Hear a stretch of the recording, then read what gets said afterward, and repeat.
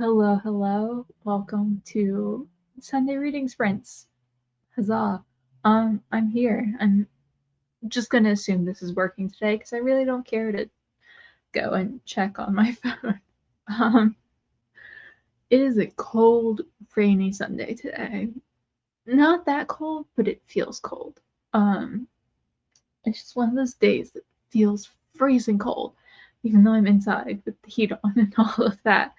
But today, I am going to be reading The Nickel Boys by Colson Whitehead, which is not what I was planning to read today, but I actually finished the two things that I was planning to read today, which was the Robin Hobb Farseer trilogy. I read the first book for my New Year's Eve sprints that I did, and then I read books 2 and 3 the last 2 weeks. They're very long. And I figured I'd finish up the third one today, but then I finished it up yesterday, and then I was going to read my book club book today, and then I read that yesterday too, because I did not have a super productive day yesterday. I really still need to edit videos. I needed to film videos yesterday, and that didn't happen. So life goes on. We'll film next weekend. But I spent basically all of yesterday reading, so I will likely spend all of today reading as well. At least, um, I lost my train of thought. At least I'll get a lot read. That's what I was gonna say. At least I will get a lot read. So, what I am reading, I haven't actually started it yet, so I have nothing to say, but The Nickel Boys by Colson Whitehead. And I'm aware that my copy is super bent. This is what happens when you buy most of your books from thrift stores. This was very popular a few years ago. I want to say it came out in 2017 question mark 2019. JK. I was off by a good bit. But I remember everyone talking about this book when it came out. Everyone loved it and it sounded so good. Um it's historical fiction about a black kid in or multiple black boys um who get sent to a reformatory that's incredibly abusive. It's mass graves, that kind of jam, based on a real place. I don't the characters aren't based on real people, I don't think, but the reformatory is based on a very real place. And I actually have a nonfiction book about that on my TBR that I plan to listen to probably in the coming months. But it sounds good. But yeah, it's just based historical fiction, 1960s. Yeah, a lot more recent than 18. Um, but yeah, it's about what's called the Nickel Academy in this book, where there's just sadistic staffed, corrupt officials. Boys who resist are likely to disappear out back. And it's about Elwood Curtis.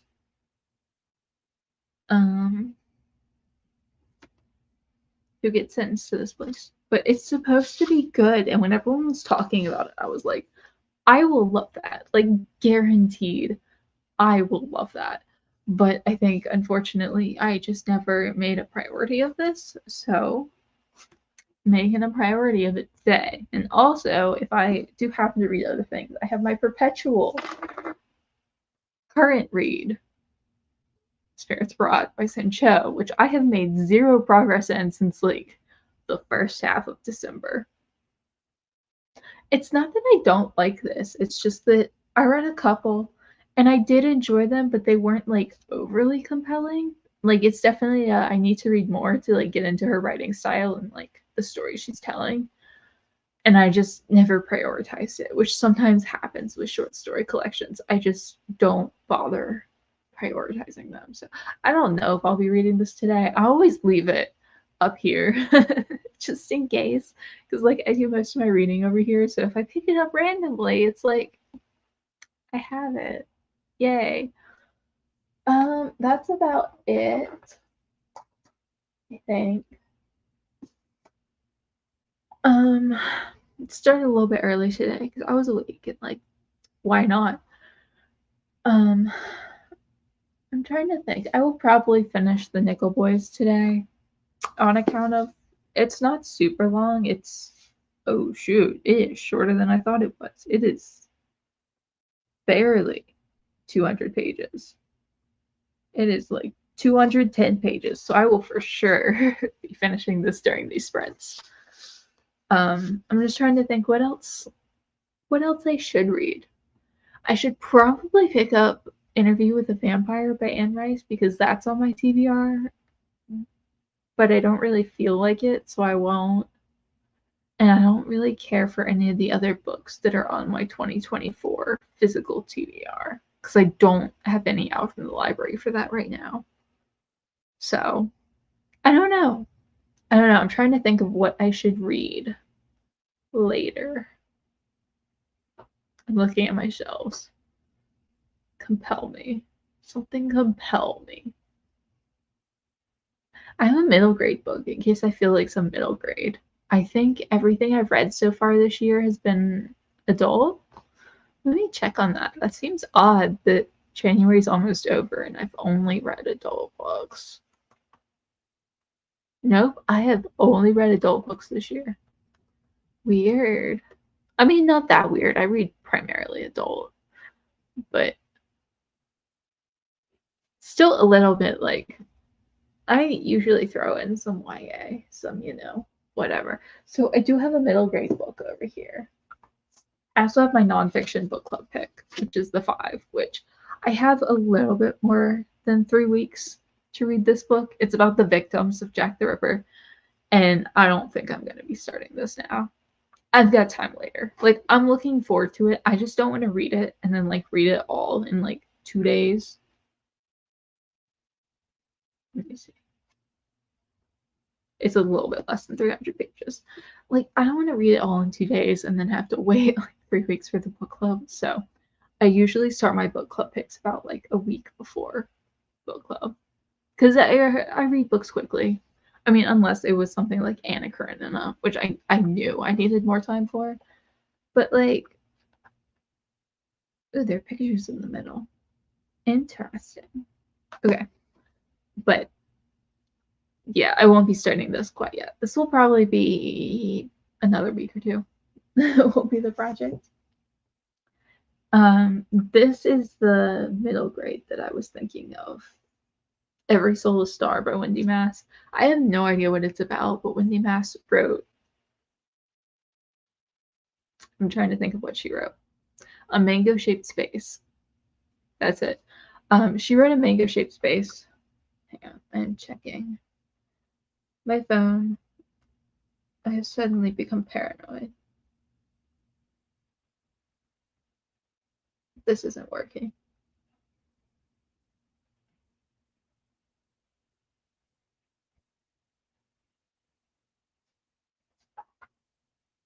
Okay.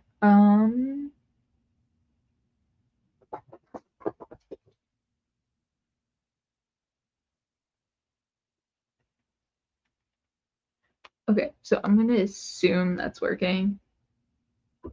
And she wrote a mango shaped space, which I really, really loved. Okay, is my audio not working?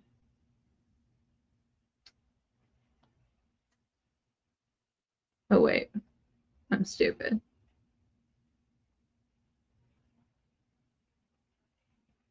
Okay, that was going to the wrong spot. That's why I thought it wasn't working. Sorry, I'm dumb. And I should just like commit. Okay.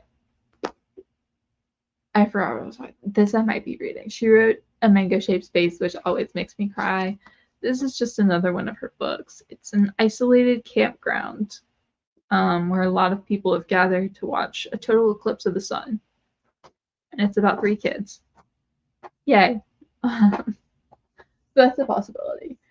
But I could also just pick up something at random. I have a lot of interesting nonfiction over here behind me. I have interesting adult fiction over there, out of frame. I have like some YA over here.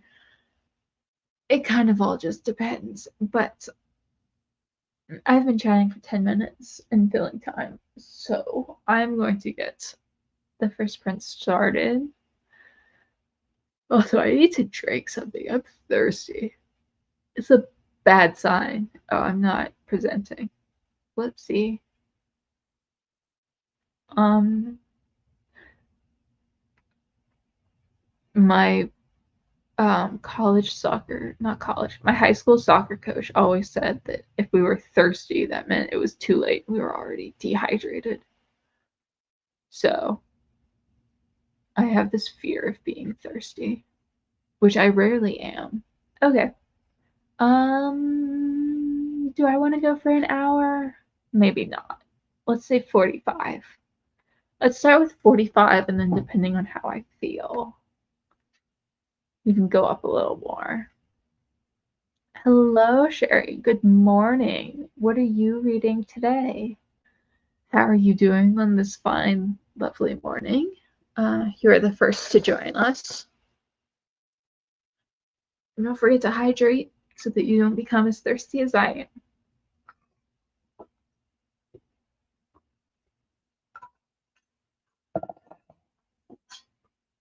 Hello, Spleen.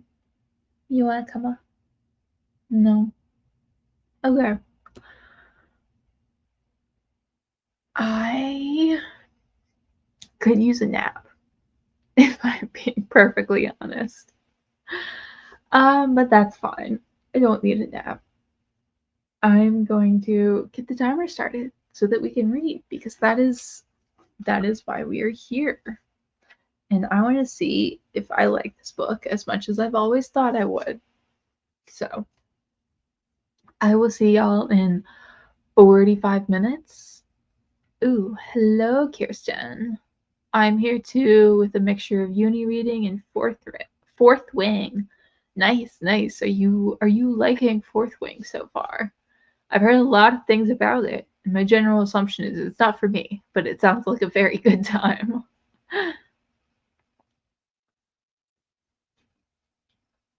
um,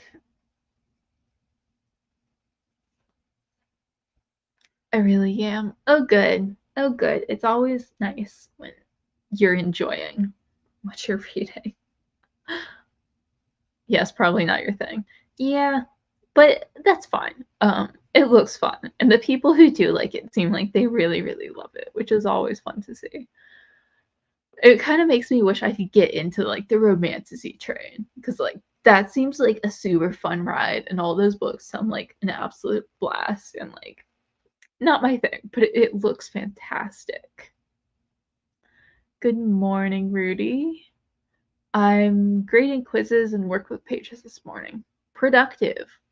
I hope that goes well, and I hope it's not difficult or disheartening because I know some teachers find it disheartening. But I hope that goes well for you. I'm going to get the first sprint set up because I do really need to start this book.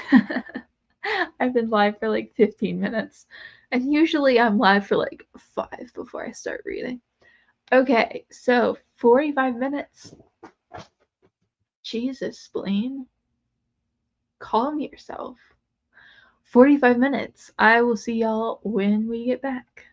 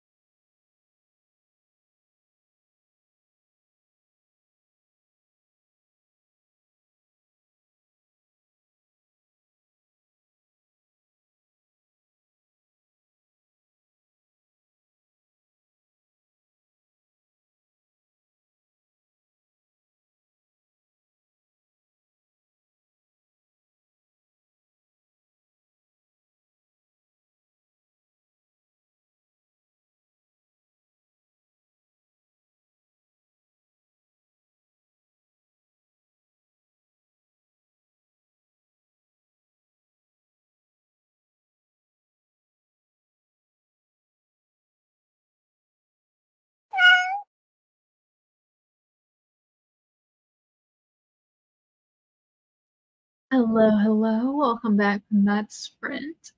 How did you do? I made it to page 39, so I am making good progress here. Yep, nice little chunk read there. It's a good book.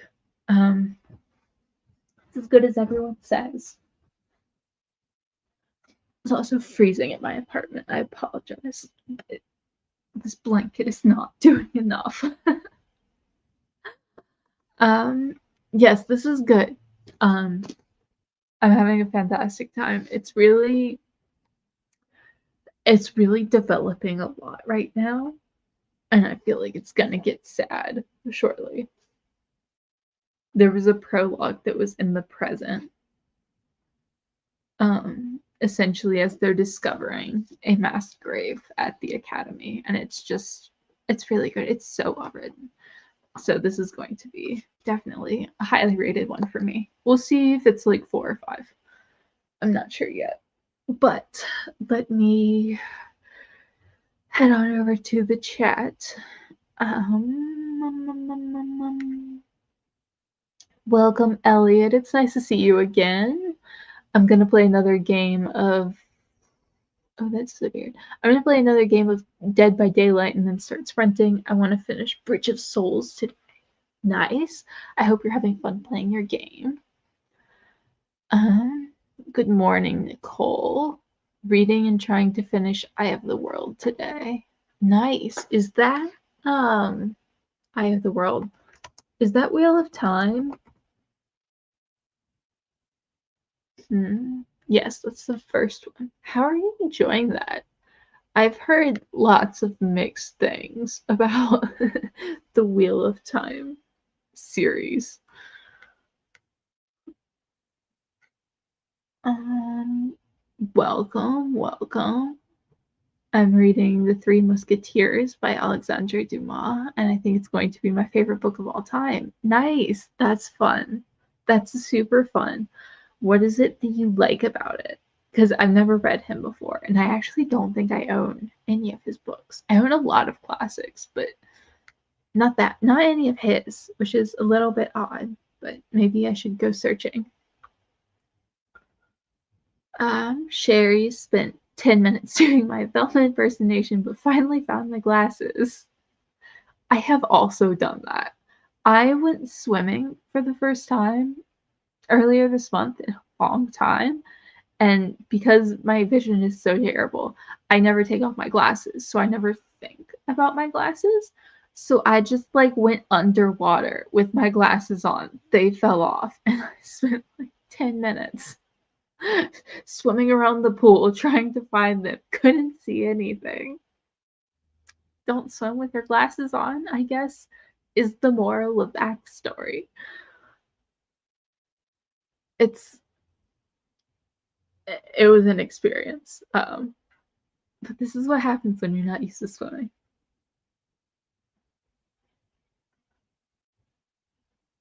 716 out of 744 pages, hoping to finish before I have to head out for an event. Oh, you are close. You're super close. You'll definitely get that done. It's a lot better than I expected, but I'm the wrong person to ask. I'm horrible about finishing series. It appears a lot of people are. I finished them, but I don't know how much I enjoy them because I read them all at once, which is why I don't tend to start new series because I know if I read them, then I have to read all of them. And then when you look at something like Eye of the World or The Wheel of Time, it's just like 12 books or something stupid, and they're all like 900 pages. It ain't never gonna happen. I heard there's a slog in the middle that is rough because I watched Penelope the Paperback Cat and she read them all and she was very committed to the series, and I think she wound up reading the Wikipedia summary of like 3 of the books because she just couldn't get through them, and then she skipped to the Brandon Sanderson ones at the end.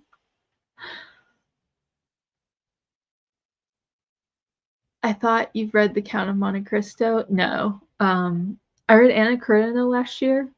I read Dracula. I've read The Scarlet Letter. by Nathaniel Hawthorne. That's about it for my classics reading.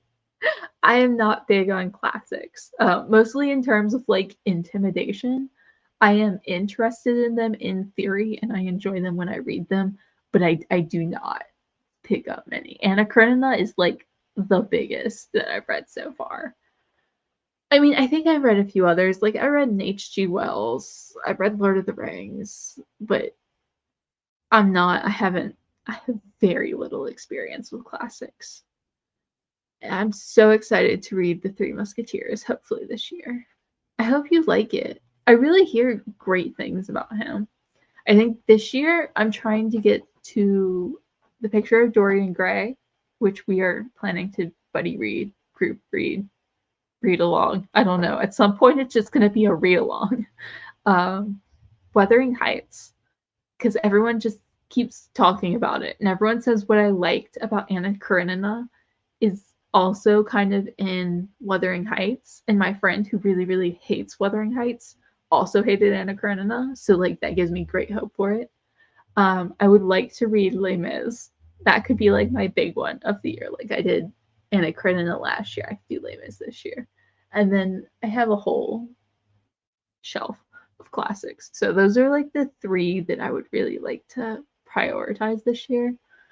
But Les Mis might not happen just because that book is massive and intimidating. The irony of needing glasses to find glasses.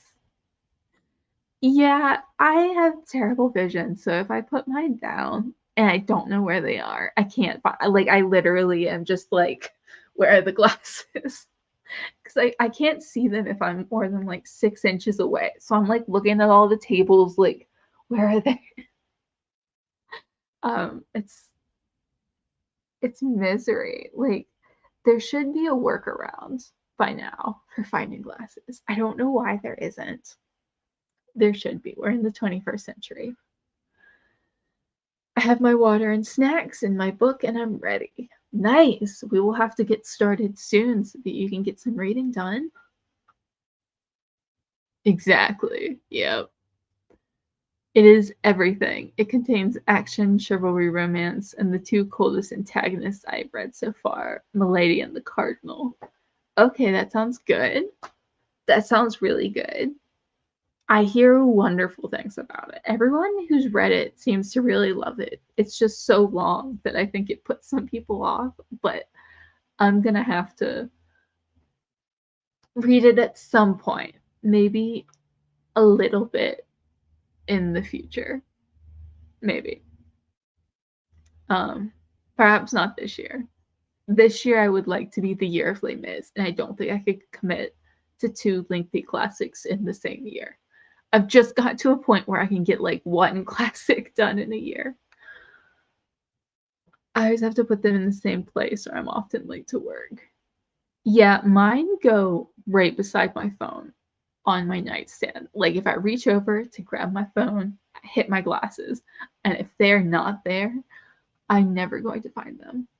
I just am not. And to be honest, I will fall asleep with my glasses on just because when I wake up, I like to be able to see. It hurts my face, but you know, whatever. Priorities. I've heard all the same things, but I'm not like Penelope, and if she can't finish it, there's no way I can. Yes, she appeared to be struggling, and I did not expect her to get through. And I mean, she skipped like a couple of books, but like she still made it to the end, and I just can't imagine.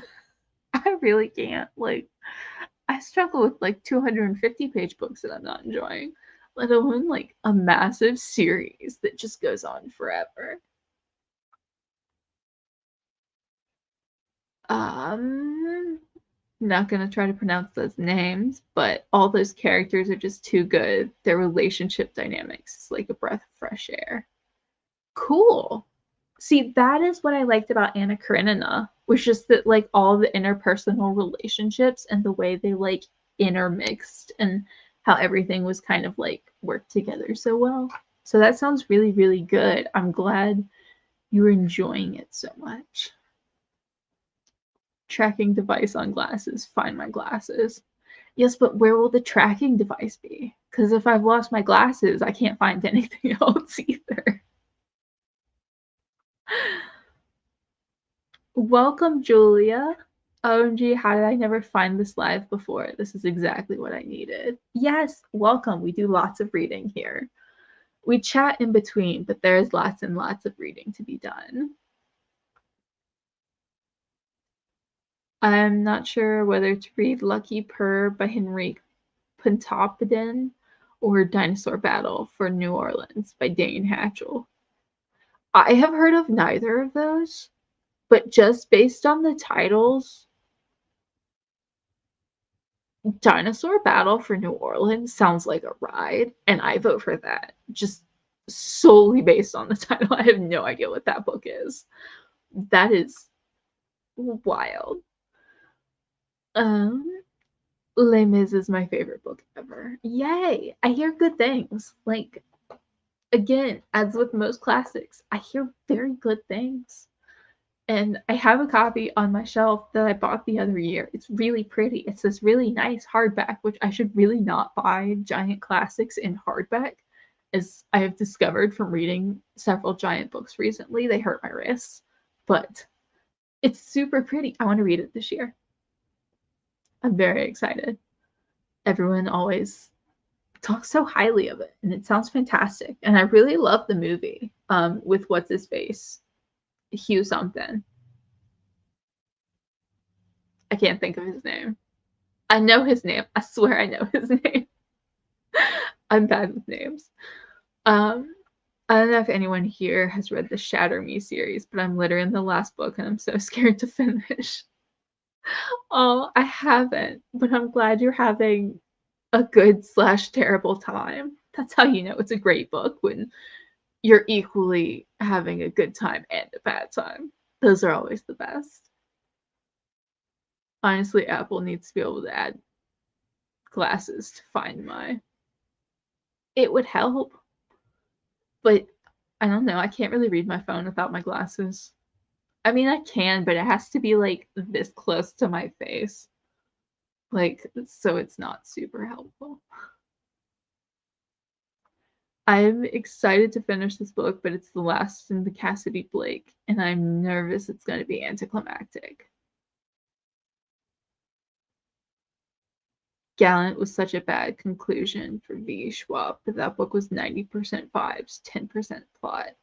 Yeah, I read a series last year that was like an urban fantasy series that was really fun. I had a great time, but it felt like every book had like a 5-page climax that was like the most anticlimactic thing I've ever read, to the degree that like it negatively impacted my experience. And it was like weird because I'm not really an action driven person. So like I'm never really looking for like that big dramatic climax. But I'd never had a book ruined by an anticlimactic ending before. And when I was reading those, I was like, oh, is that it? Like all of this buildup and we just get like 5 pages of that, it's over?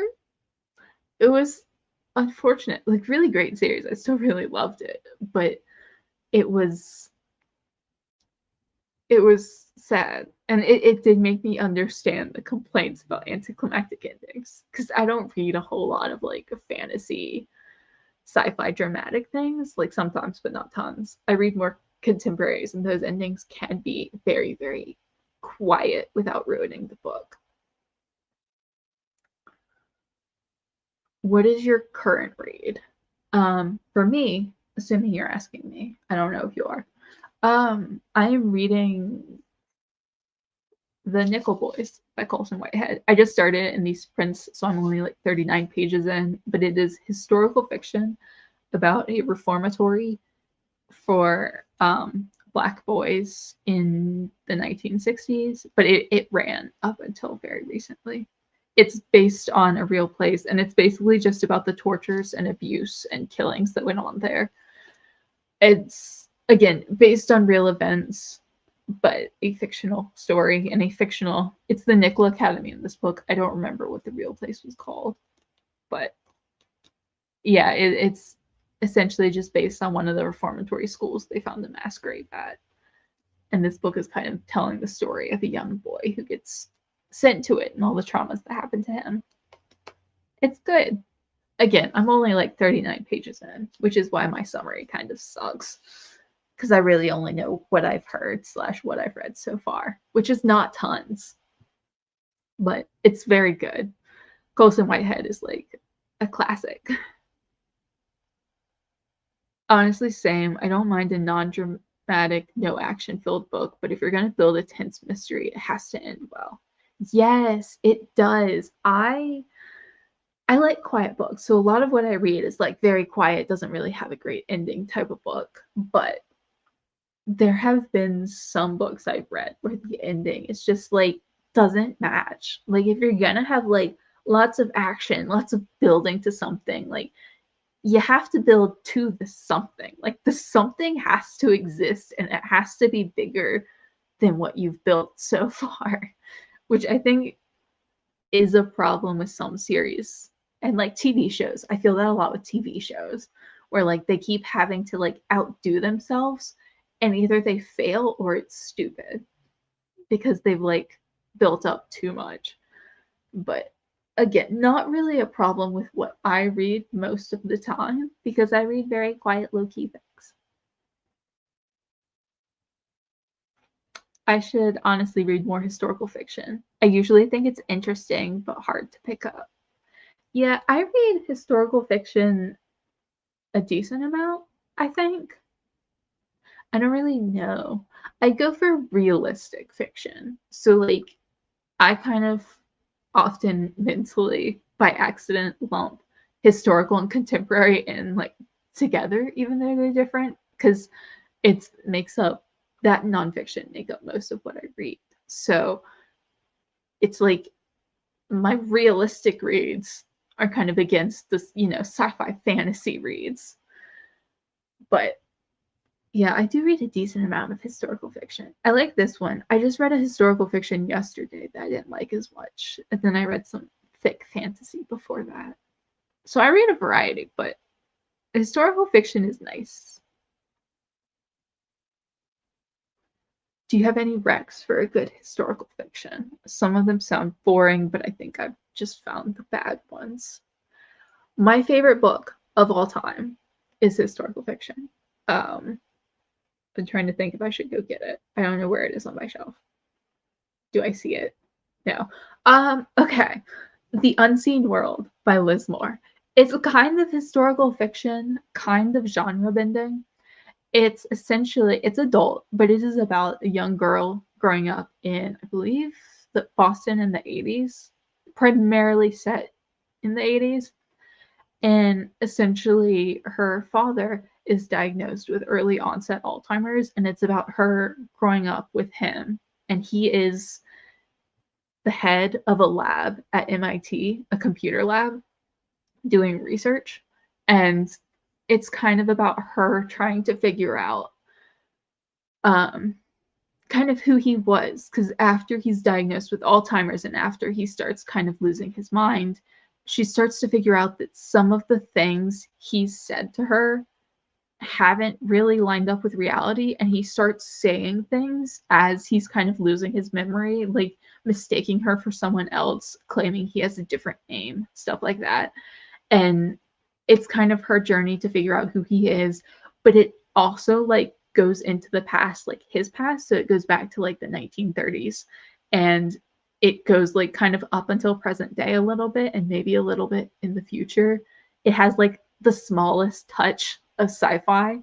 It's The Unseen World by Liz Moore. Let me pull it up on Goodreads so you can see.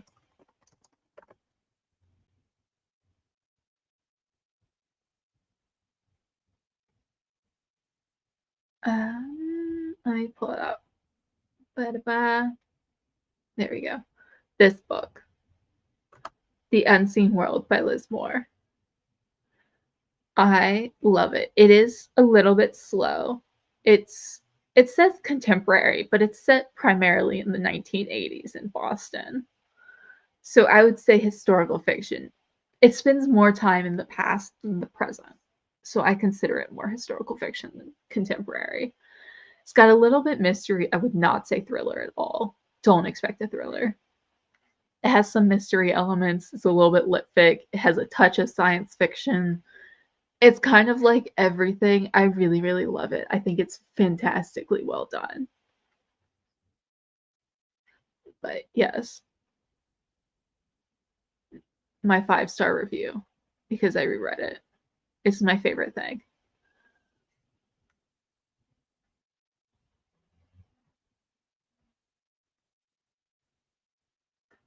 I have honestly bought that book for like 5 different people because I keep bullying people into reading it. I really love it. It makes me so happy. For school, I had to read The Tattooist of Auschwitz. I'm not sure if it's really historical fiction, but it gives me the same vibe, and it's based on a true story and a really beautiful book. Yeah, I wasn't the biggest fan of The Tattooist of Auschwitz. It was okay, but I'm trying to think which one that was because I know I read it, but I also read a couple of others. Let me.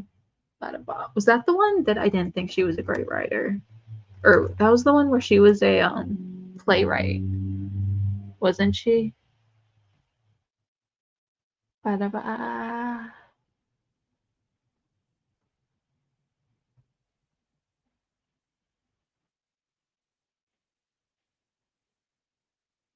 I know, I'm looking at my review. Um. Oh, that was the one that I wanted to be nonfiction.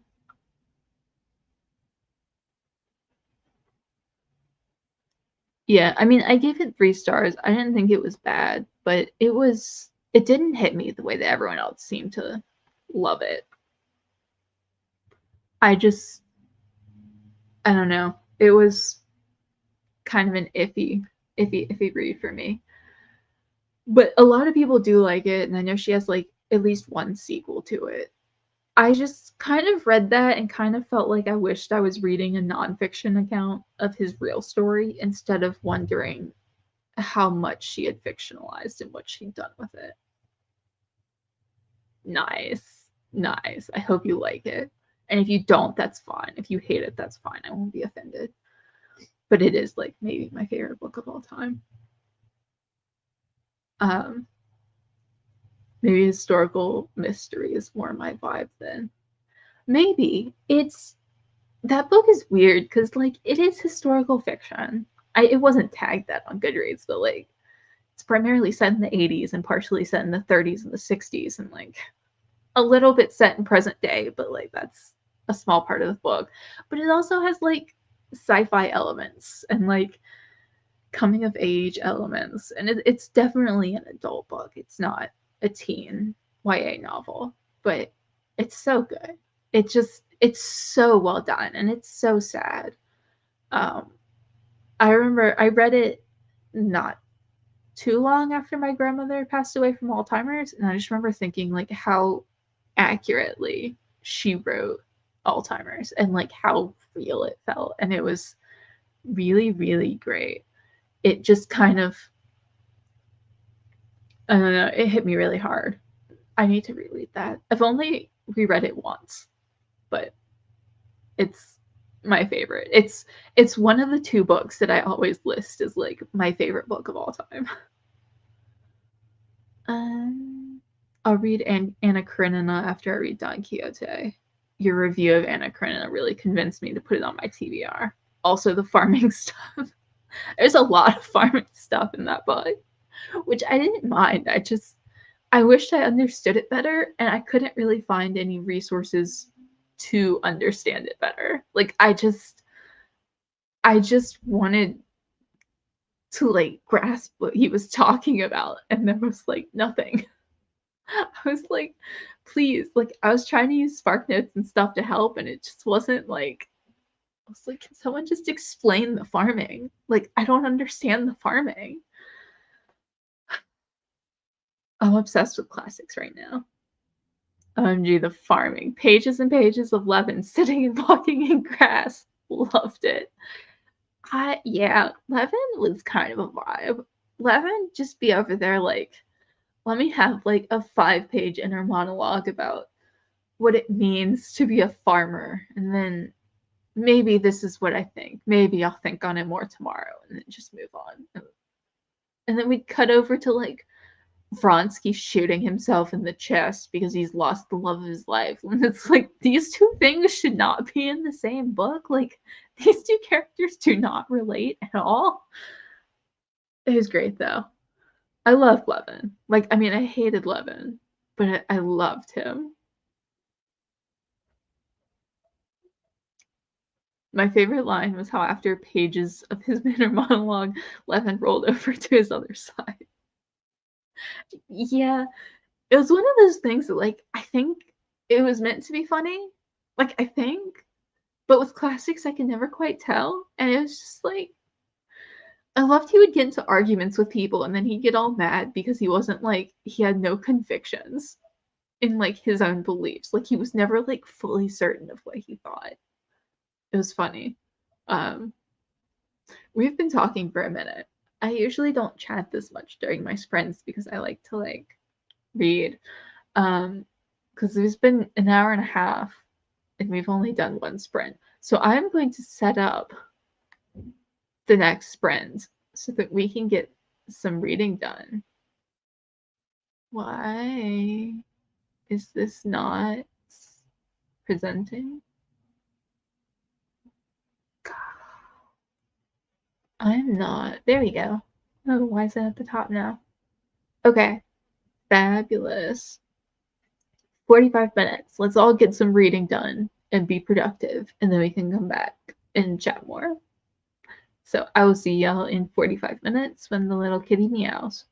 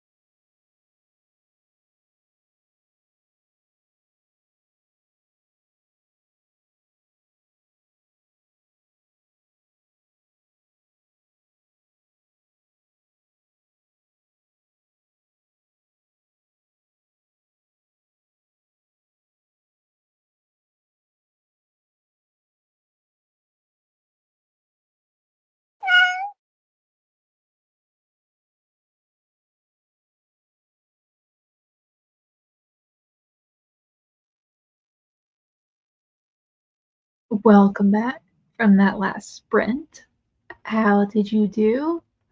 I made it to page 85, so making lots of good progress. I think 3 more sprints and I'll finish the book. But yeah, I'm a decent chunk in now. It's really good, which like everyone has always said it is, so I'm not really surprised. It's sad and I like his writing style a lot. It's just it's really well done. So I'm looking forward to continuing that in the next sprint. It is just a book that I just know I'm gonna slam through today. It's really, really good. Um, my hair is not having a good day. Um, so yes, how did you do in that sprint? Hello, Kitty. Do you wish to join me? Hi. You are very cute. Yes, you are. I love you.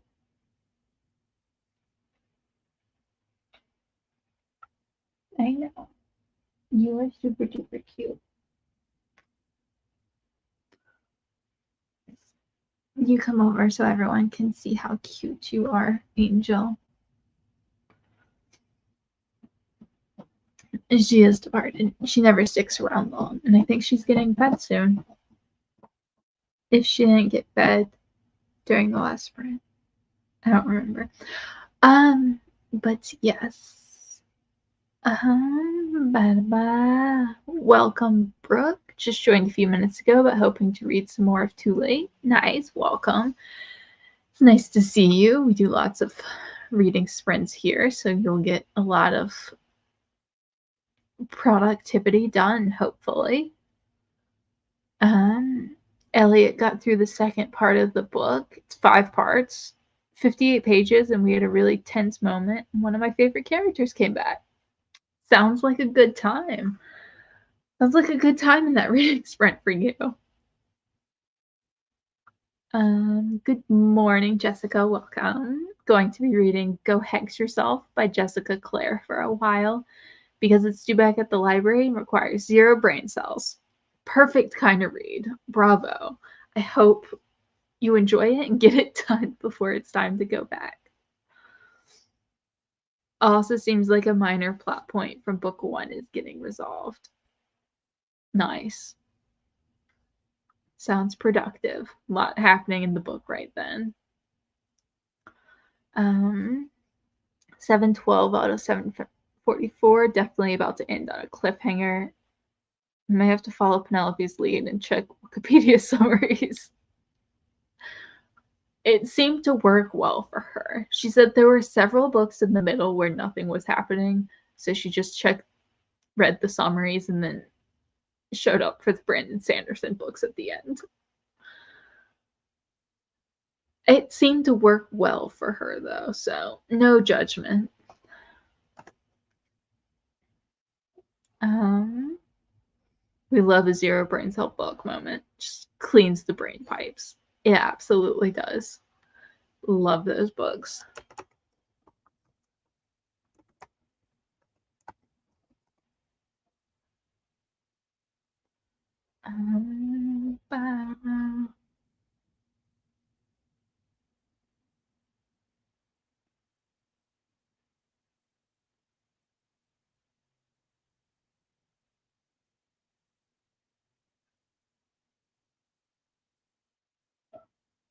Hello, welcome. Hope everyone is well. Joined earlier, but was still just drinking coffee. Almost awake now. Sharing some of the hot caffeinated goodness with the like button. Thank you. I appreciate it. I appreciate everyone who likes and shows up and reads with me. It makes for a very fun day. Let me see. Ba-da-ba.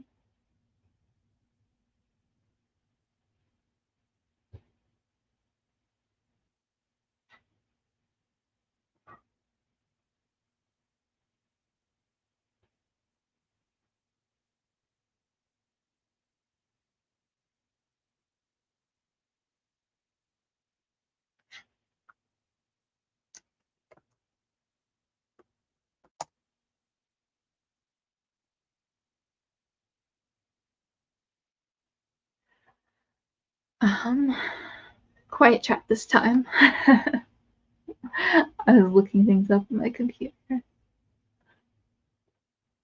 At some point, I think I need to find a different timer because I am growing bored of the little kitty. I've been using it since I started doing sprints, and it's nice, but it does get tiresome. So I think sometime this week, before I host my next sprint, we're going to do a little bit of research and maybe find a different timer.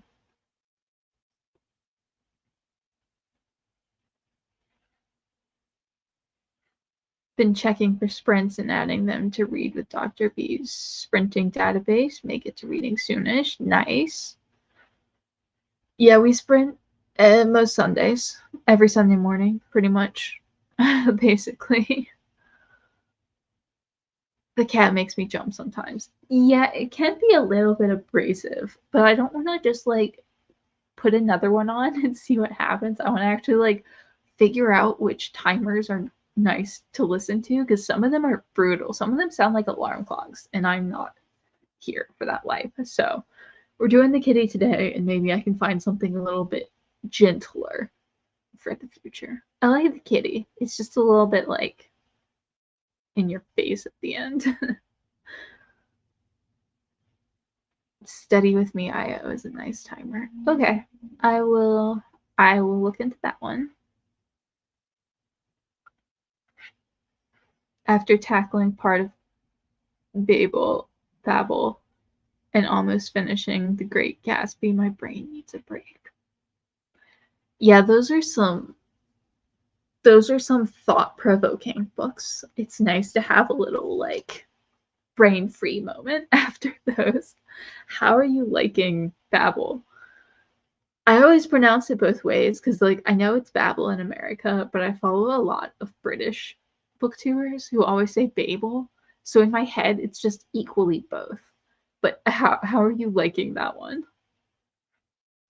Um, Gatsby, you have to digest for a while, for sure. Gatsby is on my list to get read. But yes, I've heard lots about that one. Surprisingly, never seen an adaptation. So we read it in school, and I wrote an essay on it, but I never read the book. All my videos planned for next month shouldn't be too bad. I don't find many romance books that need talking about. That's productive that all your videos are planned. That's real productive. It offers a few different sound options. The cat used to give me a small heart attack. Yeah, I've had a few complaints about the cat. I don't mind it too much, but I also have my volume turned down real low. So like all I hear is like the little subtle meow. And I think some people have the volume up higher, so they get like that abrasive like rare in your face. But I also have a cat here who screams at me louder than that.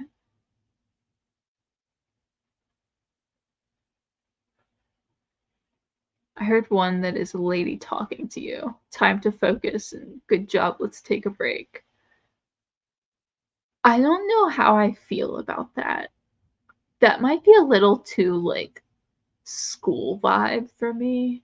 And I'm not into like the school thing. I don't really need someone telling me when to read. It's my job to tell you when to read. That's why I host. My housemate got me Babel for Christmas, so I'll be reading it soon. Nice. I hope you like it. I don't like Colleen Hoover, but a Colleen Hoover book reminds you that bad books do exist, but also refreshes you for something more challenging. No hate if you like Colleen Hoover books. There is not a great deal of Colleen Hoover love in this corner of the internet, I think. I was not a fan of the one I read, which I think is not one of the popular ones. I just happened to pick it up at random. But I use thrillers for that a lot, honestly. Like when I just need to be reminded that like bad books exist to just like kind of put the good books in What's the word I'm looking for? Comparison? I'm blanking on the word. But to kind of like, my brain is done for the day. Perspective. Yes, thank you. That's the word I was looking for. It puts the good books in perspective. So I go to thrillers a lot for that. And it's really easy to find some rough thrillers. But Colleen Hoover is not an author, I feel like, trying for a second time, which is funny because the main complaints I hear about her books is all about like the toxic relationships and how she writes about abuse but treats it as a romance. And like the book I read was not like that at all. It was just very badly written. So I don't know. Was not a fan. I've learned to turn the volume down. Going to shower, but should be back in time for the sprint and at the next break. Okay, nice. Enjoy. I look forward to seeing you again. I read It Ends With Us because it was all over my book talk, and I was like, what is the hype I need to know? Yes, I'm curious, but not that curious. I read All Your Perfects, and All Your Perfects was Spleen. Calm yourself, child. All Your Perfects, it was about infertility, but like not. And the whole thing just hinged on the fact that the two main characters, who were allegedly married and in a committed relationship, couldn't bring themselves to have half a conversation. And like I literally mean like the entire plot hinged on them just like refusing to communicate in any capacity, which was grating. It's too early for Danish classics, and I def dinosaur battles. DNF. And I DNF dinosaur battles. Trying Ice by Karen Moaning. Okay. Hope that one's a little bit better for you. I've never read. Oh, welcome, Arion. Hi. I've never read a Colleen Hoover book, but I know she's popular with some booktube channels. Not for you is going to be my assumption there, but I think she's not for many people. I just don't love it. I don't think she's a very good writer, but you know, controversial opinion, possibly. I say Babel because of the nickname given to the Babel students. I'm loving it. It's just really dense. I can see why people say it's a bit like reading a textbook. Yeah, that's what I've heard about it. It's a very like thinking book. So I will get to it eventually, probably, unless I really hate the Poppy War. And then I probably won't read R.F. Kuang again because I own that one. But people seem to love Babel, so I'm looking forward to it. Love that. It's my job to tell you when to read. That's why I'm the host. If I want to be told when to read, I'll go join someone else's sprint. It Ends With Us has a payoff to counteract the abuse, but it comes so late and the man just gets away with it. It made me mad. Yeah, that's the main complaint I hear, but like I can't comment on like the toxicity in the relationship she writes because like the book I read wasn't like that, really. I mean, it wasn't like a super healthy relationship, but it wasn't like abusive or anything. It was sort of just like they were two idiots who needed to have half a conversation and in years could not bring themselves to do it, which the book literally resolved when they had that half a conversation. And they were like, oh, okay, we're all happy now. I don't think I'll be reading more Colleen Hoover. I will leave the discussion on her to other people. Although I do have to read 50 Shades of Grey, and I figure that's basically the same thing. Like, I know 50 Shades of Grey is more graphic, but like, basically the same thing. Thank you for the warning. Yeah, I'm thinking very much not your thing, but also not my thing, and also not a lot of people's thing. She's both like the most popular author and like exceedingly unpopular, which kind of makes me feel bad for her, but like I was not a fan of her books, so I don't feel that bad. Poor Colleen Hoover. This trauma porn is basically fan fiction. I can't even tell if you're talking about Colleen Hoover or 50 Shades of Grey anymore. I guess you're talking about Colleen Hoover, because 50 Shades of Grey is literally fan fiction. So I have no interest in Colleen Hoover. And I only have interest in 50 Shades of Grey because my friend is making me. Unfortunately, capitalism and popularity often get confused these days. This is true. This is what happens in late stage capitalism. Money is the only thing that matters. Love the society that we live in. Hey, Wild Child. Does Wild Child want a treat? Come say hello to the people. Hi. Yes, you come anyway. I was gonna give you a treat. Blaine. It wasn't a lie. I have a treat for you. Come here. Come here. Hi. Yes, there you go. Tell everyone how cute you are. Bye. Okay. You don't even stick around to eat it.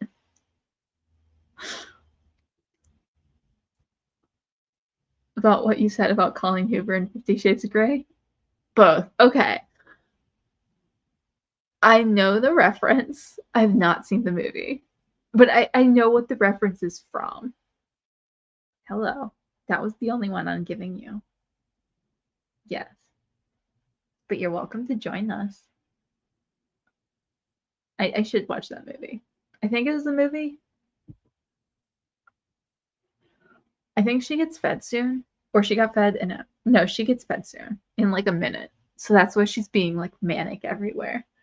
You'll probably hear her food go off in a second. I have noise canceling on here, but I don't know how good it is.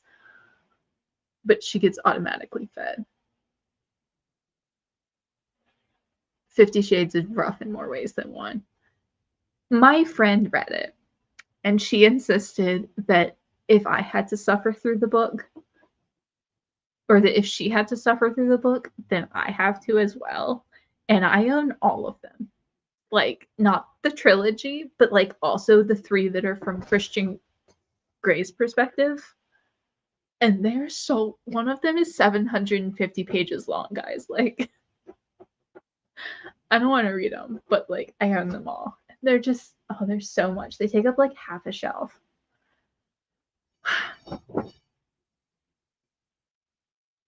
That's the food. Cat, Bubby. Yep, that's my baby. That's plain. She's the wild child. The other one is taking a nap somewhere. She never really shows up for the stream unless she decides she's going to be a lab cat for the day, which is rare. And yet the 50 Shades movie is very, very vanilla and it's hilarious. Yeah, I watched that movie like not too long after it came out because I was like, oh, at least we'll watch some like really terrible BDSM. And it was like borderline rom-com sex scenes, like so close.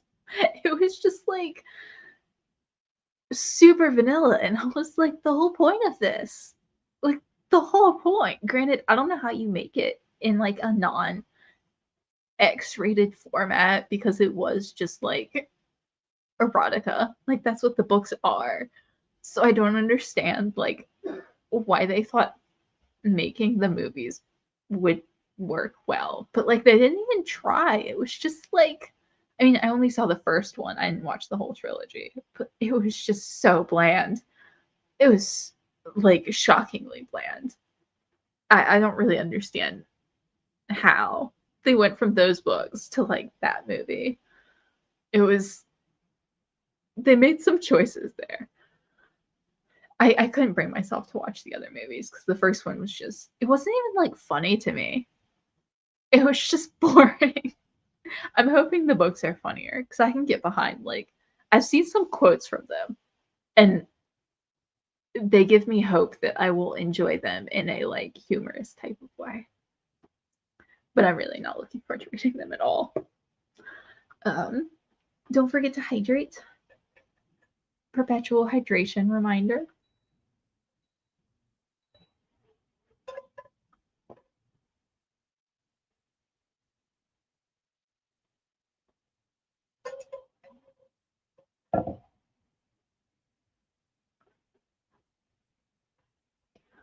What bothers me about 50 Shades is the amount of romance books coming out, like Credence, don't know Credence, which make even darker sexual themes seem okay. Like it's not okay.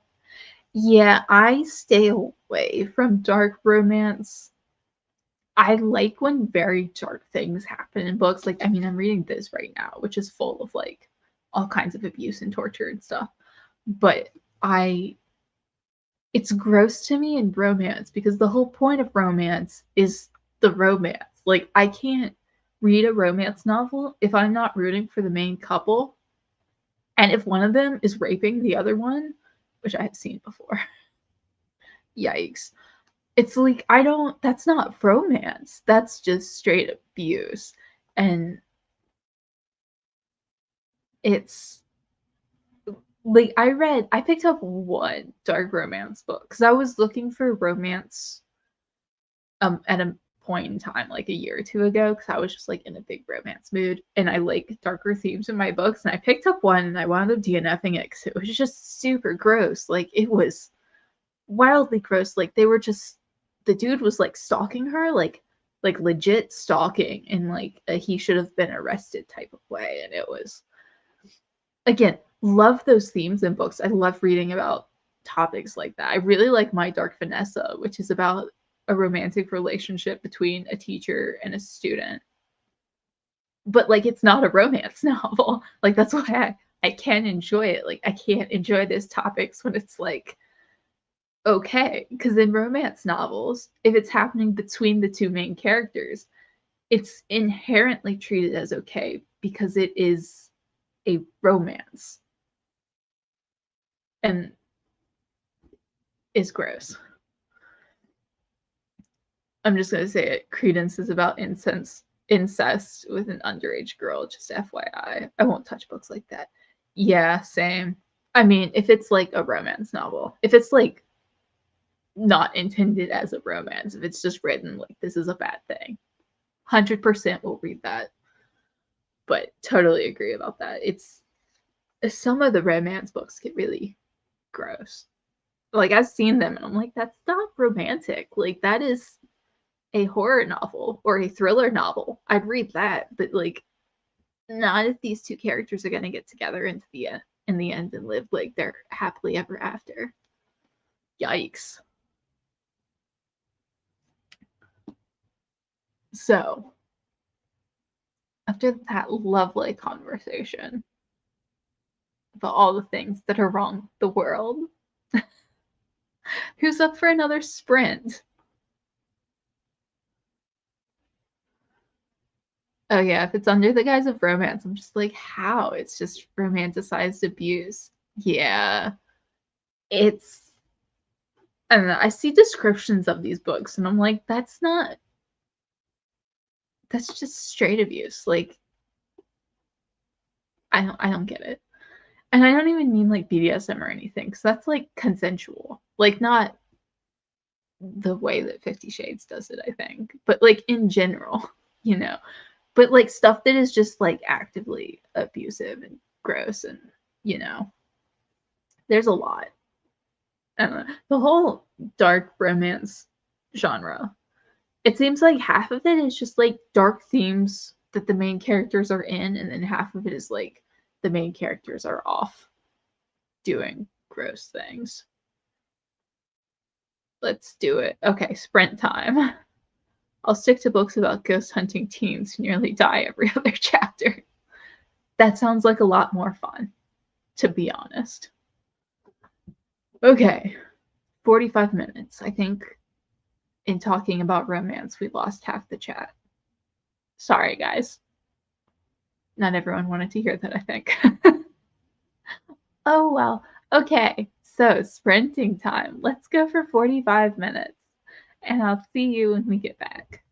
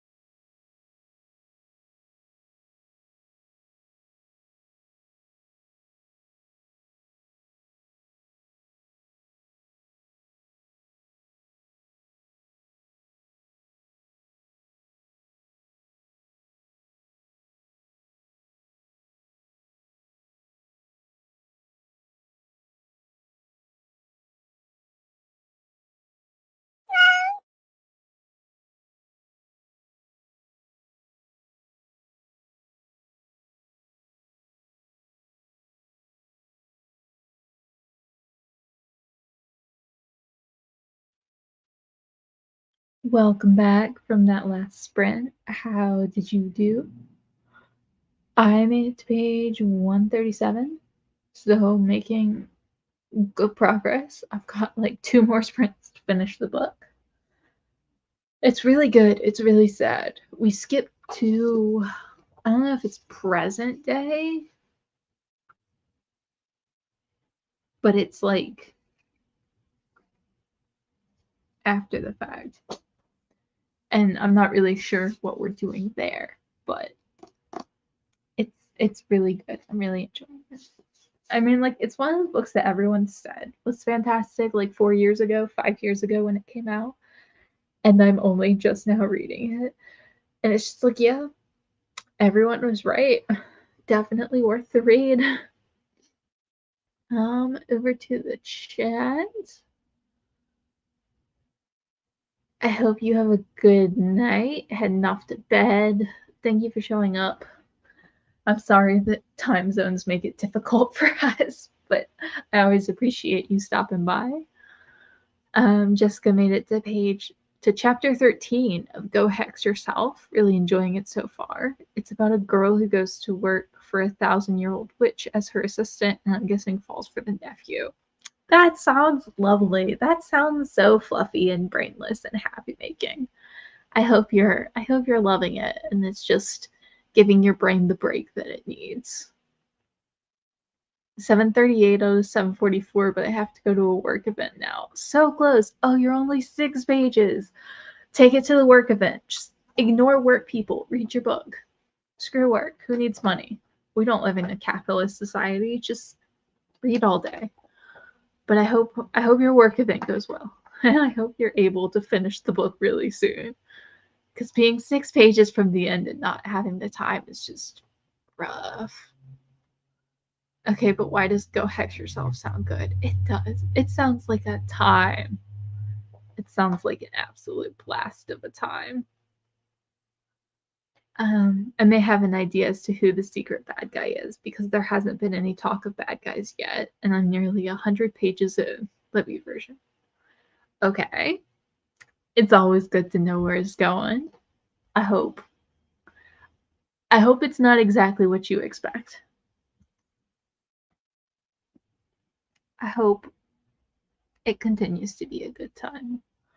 Um, no reading yet, about to have lunch and send hubby off to the mines. Good times, good times. I hope you have something delicious for lunch. Thanks for hosting. If you're on later, I'll be back.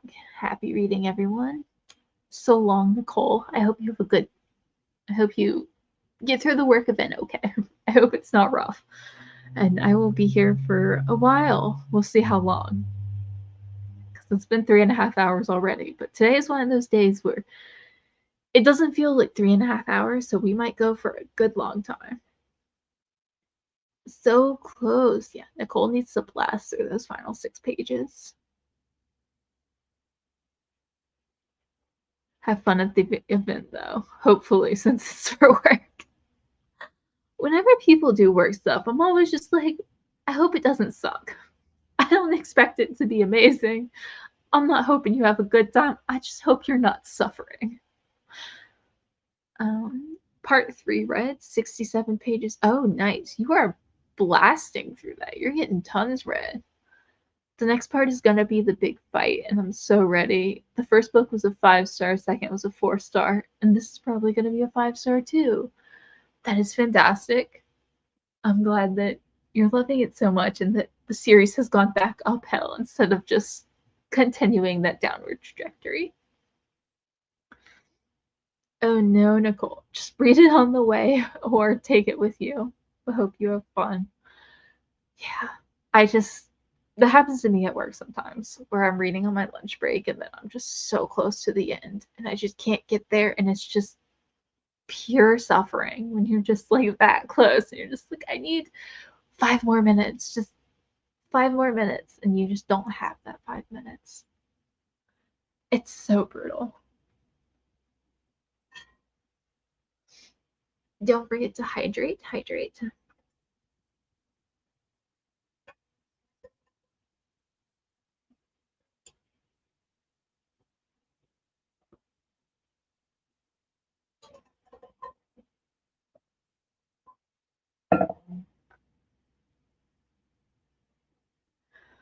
I am sometimes very bad about drinking water, which is why I have spicy snacks, because spicy snacks make me drink more water.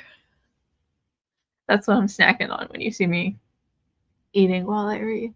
Just a little bit of spice and salt, and it's like I can drink way more water.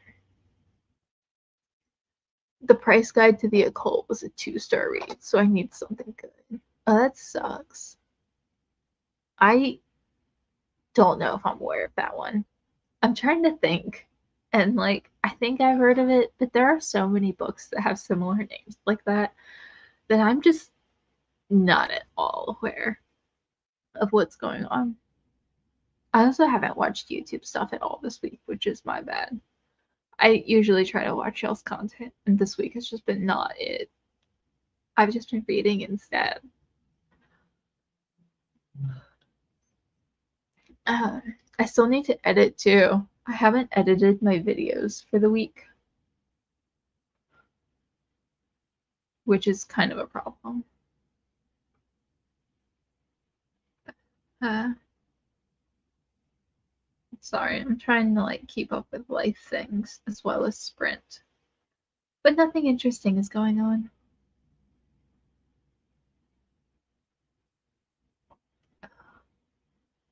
Except I have a package to pick up. So I should probably do that today because they're like final reminder, even though I have until the end of the month.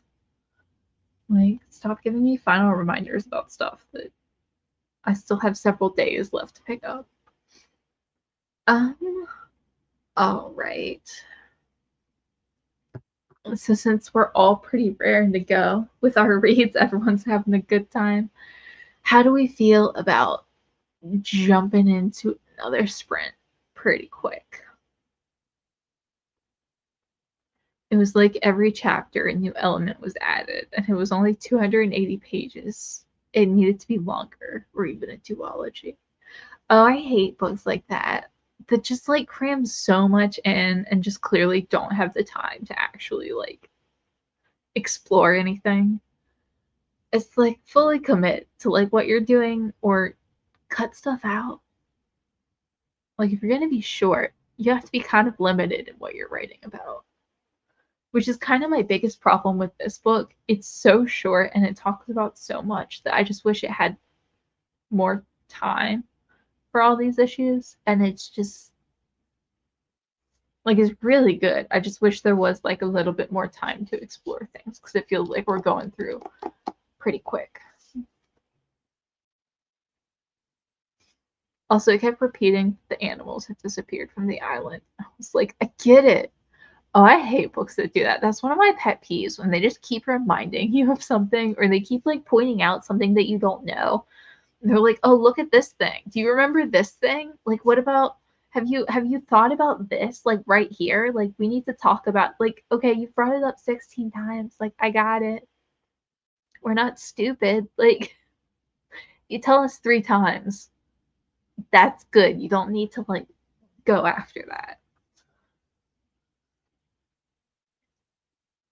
Time for a cup of tea now that my cats have woken up. Now that my cats have woken up the whole household. Little kitties. Mine had lunch, so they're napping peacefully. Well, I have one who's kind of like loafing peacefully, which is as close as she ever gets. And then I have one that I assume is just passed out in the other room because that's what she seems to do most of the time. Um, Now I want a cup of tea. Oh, I hate tea. I also hate coffee. I drink water, which would be healthy if I actually drank enough of it. I'm gonna set up the next sprint since everyone seems to be dipping off for a second. Oh, I forgot to stop that. Okay, well we had a 10-minute break there. That's pretty decent. Okay. 45 minutes. I have 2 more. I know I can't finish this book this sprint, but in the next one I'll finish. And I'm excited. So I'm just kind of like, let's get back to reading. Let's do lots of reading. So I'll see y'all in 45 minutes. Feel free to get your tea and we can chat then.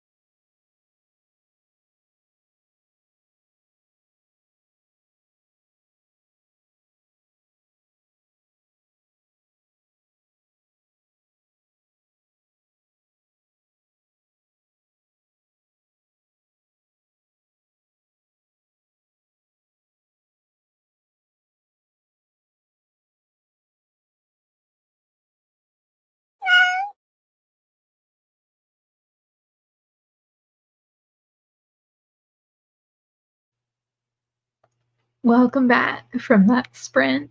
How did you do? I made it to page 185, so I have just like a little bit left. I'm almost done. Like 25 pages, I think. Yeah, 25 pages left, so I'll definitely finish in the next sprint, which means I need to decide on something else to read.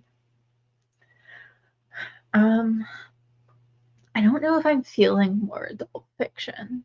I'm like looking at my shelves and it's just not appealing to me. So I'm thinking either nonfiction or the middle grade book that I have over here that I've meant to read for a second. Reading like a kid's book could be nice because everything I've read so far this year has been adult. So I don't know. It's 300 pages. It's not super long. It should be a really quick read. Oh, my bookmark is in here. I didn't know that. But I don't know. It's either that or nonfiction. Just, I'll think on it. I'm looking at my nonfiction shelves and I'm just not sure what I feel like reading. We'll figure it out. So, how did you do? Let me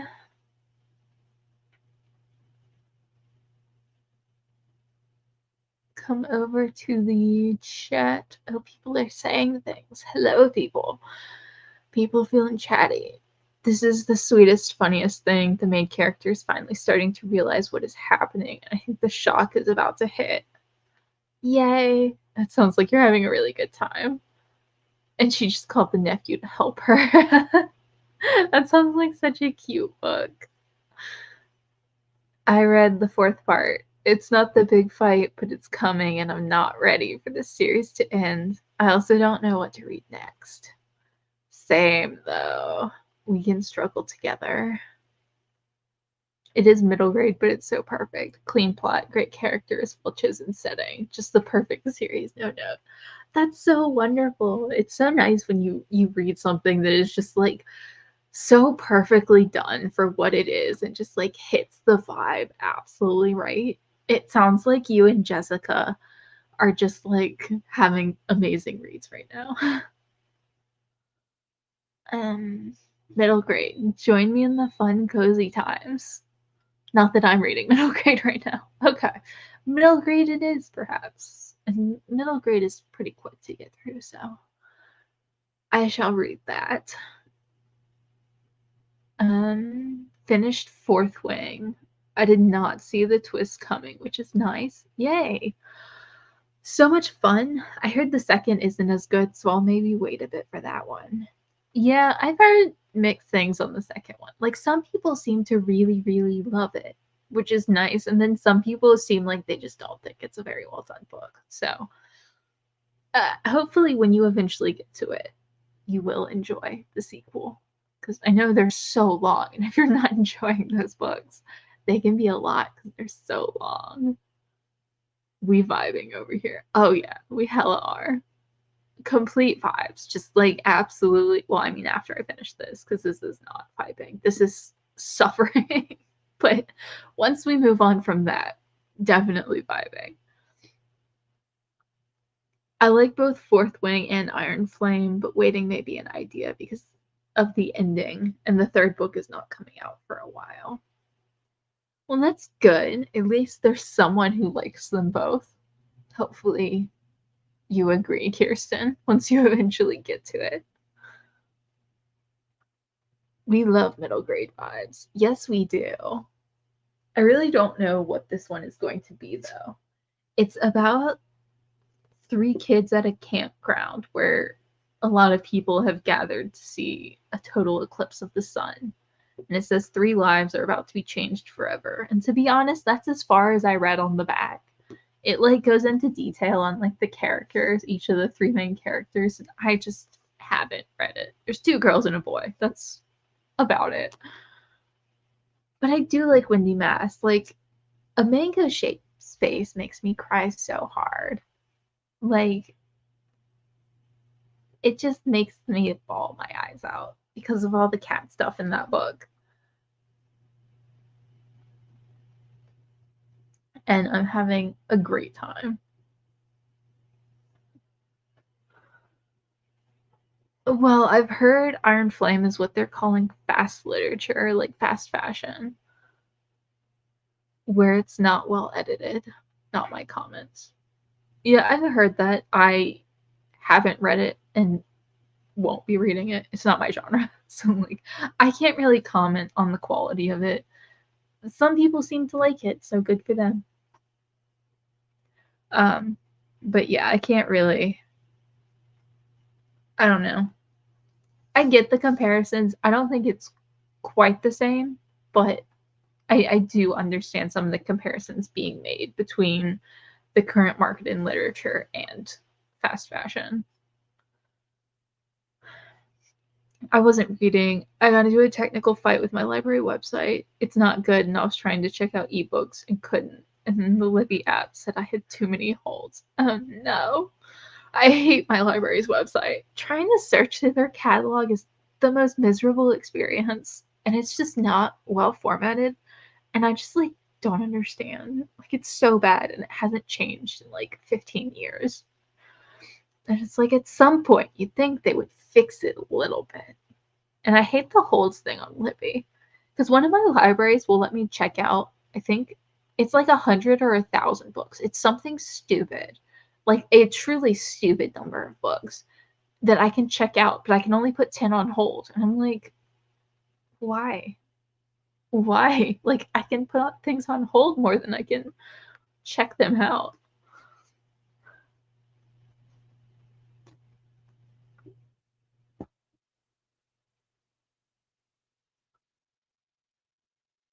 Did you steal that book from a middle grader called Emma Smith? Yes. I steal all my books from children. That's where I get them. Poor little children. Their books are my books. I heard that too, but it was mostly with the print editions, not necessarily the writing. Okay, that makes sense. I'm hoping, and I'm happy with fast fiction, so I'll pick it up at some point. Thanks. What's too many holds?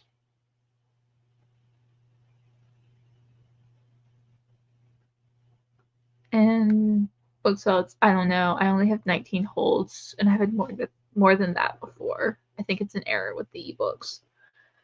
Yeah, all my libraries have different numbers of books, which is annoying.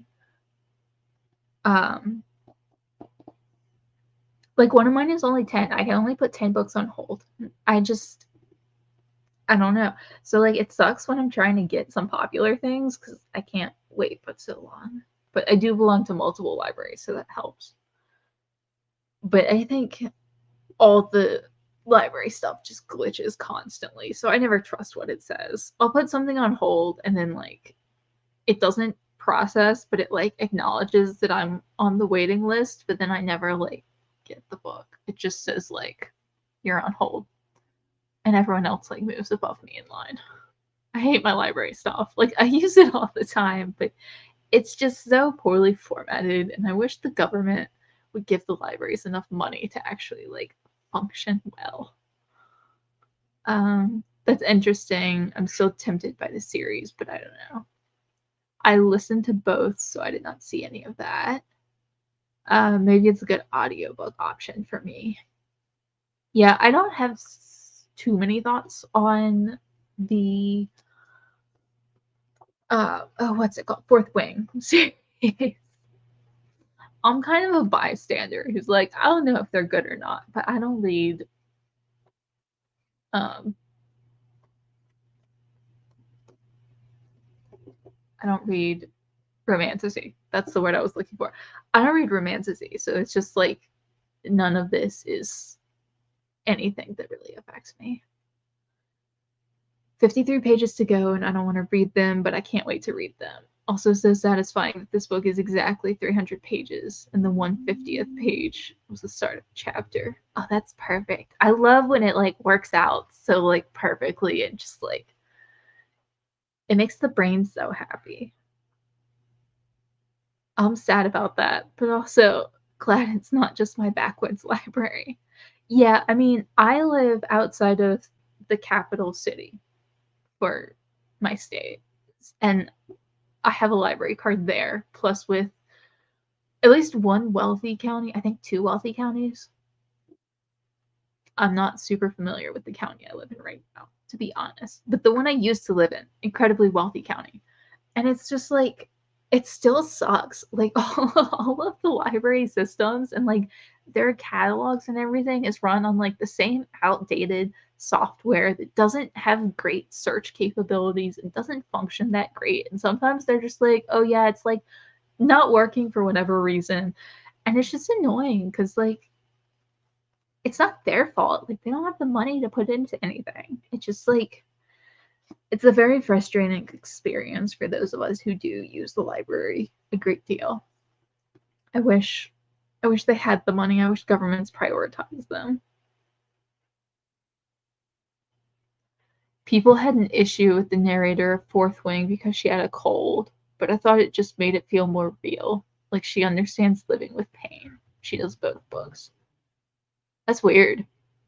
Like, no judgments. I don't really care. It is just like that's a weird choice for them to like not tell her to like heal up or get someone else. One of my British libraries only lets me have 5 holds, but I can have 10 out. Yeah, it varies. I don't really care too much because I don't get that much from the library. It's mostly just my ebook stuff because I get ebooks and audiobooks and I'm limited to 10. And it's like, if I'm trying to get like a bunch of popular things, I'm going to be on the holds list for like several months, which kind of limits my holds. I honestly will try reading anything. Yeah, I'm mostly the same. There are just a few things that, like, I know I'm not gonna like, and especially when they're as long as Fourth Wing is, I'm not gonna bother. For me, they were just easy, fun books, but a lot of people complained that they were written like YA, but they were adult books, just maybe easier to digest. Yeah. Honestly, British libraries are weird, right? I think all libraries are weird. They just don't have the money to support all the programs and systems that they should have. No way is 10 books enough for avid readers. The library should encourage reading, not hinder it. Yeah, I do think it depends because I know some libraries are super small and have limited stuff, but yeah. You're not well, but you're still gonna read those damn books for us. That's how it goes. I did not hear it like others did. I thought she was perfect for the book. Oh, that's good. It's nice that you enjoyed it then. Yep, so weird. I mostly use Orange County, Florida, which lets me pay for membership, even though I've never been to Florida. It could have just been allergies, but like I said, only some people hear it. It might also be that she just has like a nasally voice. Some people just have nasally voices. How much is it? I assume the library card for Orange County. There are a bunch of places in the United States where you can pay for a um, non-local card. Like you pay like an annual fee in some places of like $60 or something, or like sometimes a lot more to get access as a non-resident. Because I know my libraries do that. At least the current one of the ones I go to now does. They have a non-resident library card fee. So like you can just use it for ebooks and audiobooks. But I've never really looked into that at my system. I was just when I went to get my library there the other year, my library card there the other year, I was looking into all their membership stuff. But there are a lot of places in the US that do that, which is good for people who live in places that they don't have access to great library systems. Let me check mine to see how much mine costs.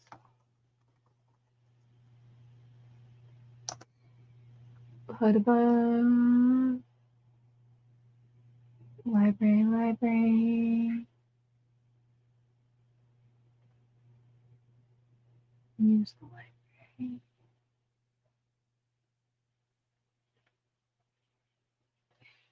Library card. Library card. Apply for a card online.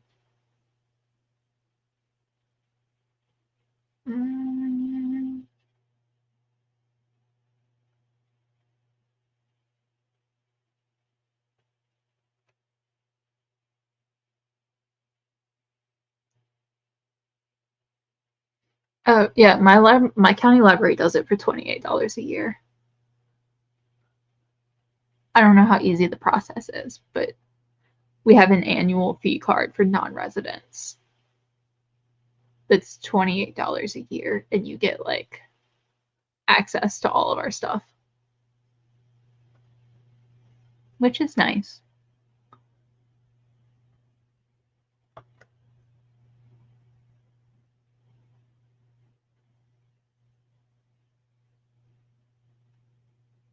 $125 a year for the Orange County one, but then free for other people in my house. So it's just me and my son that use it at the moment.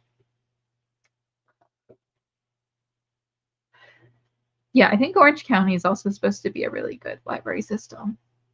Mine is good, but it's like nothing special. I belong to 3 libraries around me, 2 counties and 1 city, and they all tend to be basically the same, which is kind of unfortunate, except for Robin Hobb. For whatever reason, the county that I live in does not have the Robin Hobb books, like any, which is weird because she's super popular. But then the county I work in does. So, but for the most part, it seems like they're basically the same. Oh, that's much better. Yeah, ours is cheap, but I also don't know how easy it is to get or like what the process is. And I still don't know how our library system compares. Cause like we're a decent library system. Like I'm not gonna say we're like a tiny rural, like whatever. Like we have a very good wide system, but compared to something like Orange County or like I know people do that with like big city library cards like Austin or like I think New York used to have it. We're not like that, you know, we're just some random suburban county in Virginia. But it is cheap.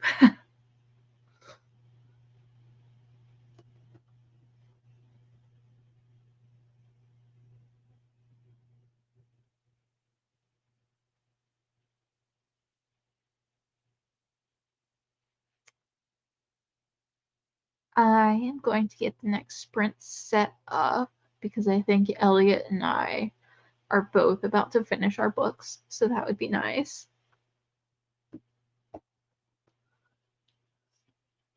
We can throw a party after we finish our books. Uh, Another 45 should do it for me. So let us depart and read and be productive individuals. I'll see y'all in 45 minutes.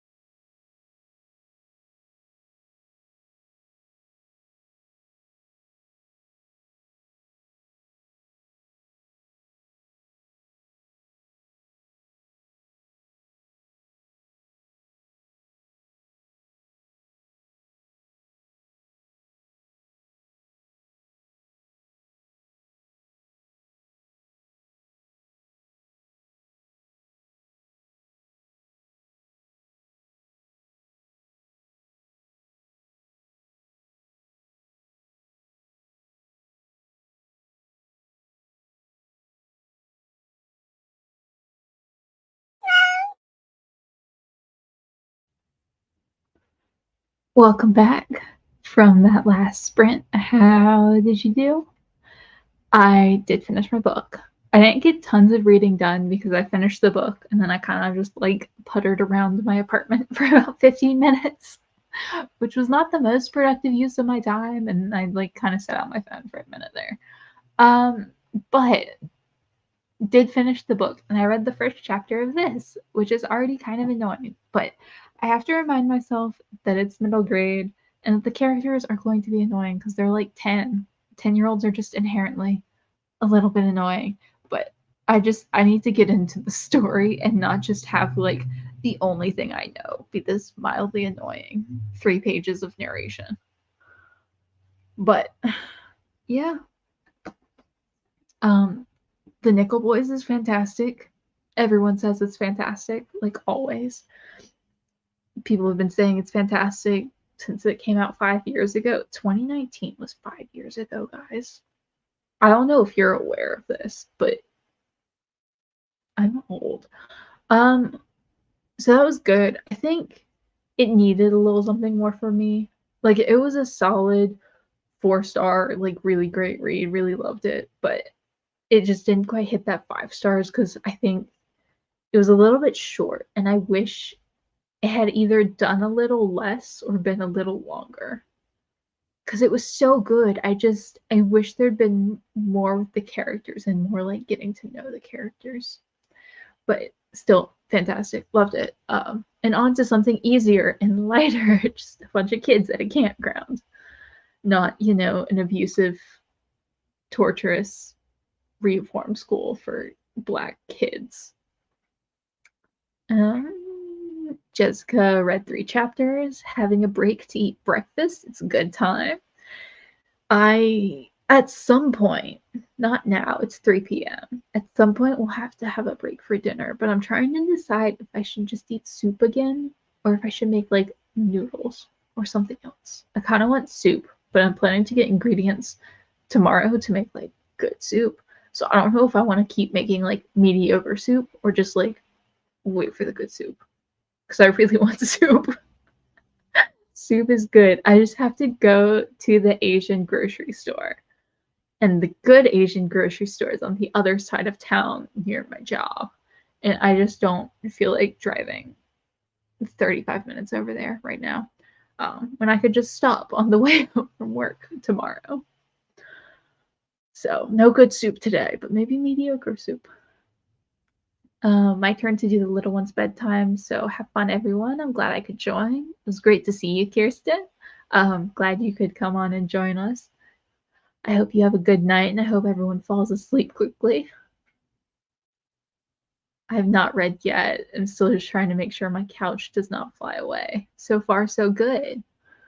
That's a bit of a questionable statement. Not entirely certain what that entails. But I hope your couch does not fly away. Just putting that out there. That seems like a bad situation. Finished my book. It got 5 stars. I forget it's middle grade, so no one died. Yeah, I'm so used to reading adult books where like the endings are just full of murder and mayhem. And then you read a middle grade book, it's like, oh, joyful. A sad ending where it's one where the characters slightly grow up and realize life isn't perfection. I'm about to get into some middle grade in the next sprint. I'm just gonna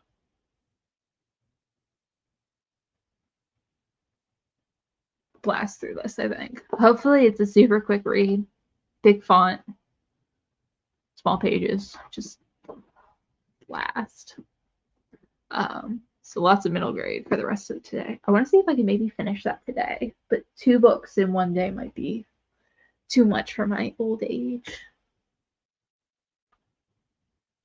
Just sitting here, I think daydreaming. Oh, okay. I understand the statement now. I was imagining you like tying down your couch and not just like vibing. That makes a lot more sense. Like, what would it take for a couch to fly away? Well, enjoy. Enjoy your vibing on the sofa. You've earned it.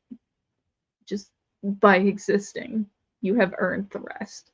Because existing is a whole lot of work. Just waking up in the morning, like, it's more than I can handle sometimes. Not gonna lie, I'm getting tired after reading 2/3 of this book today. Yeah, I mean, it's a lot. You've been reading fast too, because you've been doing like 60 some pages every sprint. So, like, you blasted through that. I can imagine you're tired. I had the Nickel Boys, but that was just 200 pages, and I was reading that kind of slow. But yeah, the tired is why I'm going with cute, light, middle grade. That's not going to be difficult. It's all about, you know, kids at a solar eclipse. Solar eclipse? Total eclipse of the sun. Is that a solar eclipse? I don't know. Wait. Okay. Yeah. No, tired is normal. You just read like almost an entire book today. That's a lot of reading. I am also tired, but I think that's more because I woke up too early again. I want to sleep in, but I can't. And I still stay up, so I just lose sleep. And then I spend all my days reading because I read all day yesterday, all day today. I'd read all day tomorrow probably, but I gotta go to work. Don't forget to hydrate. When I was puttering around the apartment during the last sprint, I got myself some more water so I can hydrate. Um, Also, I have no idea what to read next. I might head off and join next week. I also need food and I want to watch stuff and switch my brain off. For sure. Enjoy your evening. I think you're British. Enjoy your evening, your night. Watch something fun. Rest your poor brain. It was 225 pages in total today. Nice. That is a good chunk of reading. So congratulations on getting so much done. And you definitely have earned the brain turning off, the food, and all of that. So have a wonderful night. It was so nice to see you, and I will see you again next week, hopefully.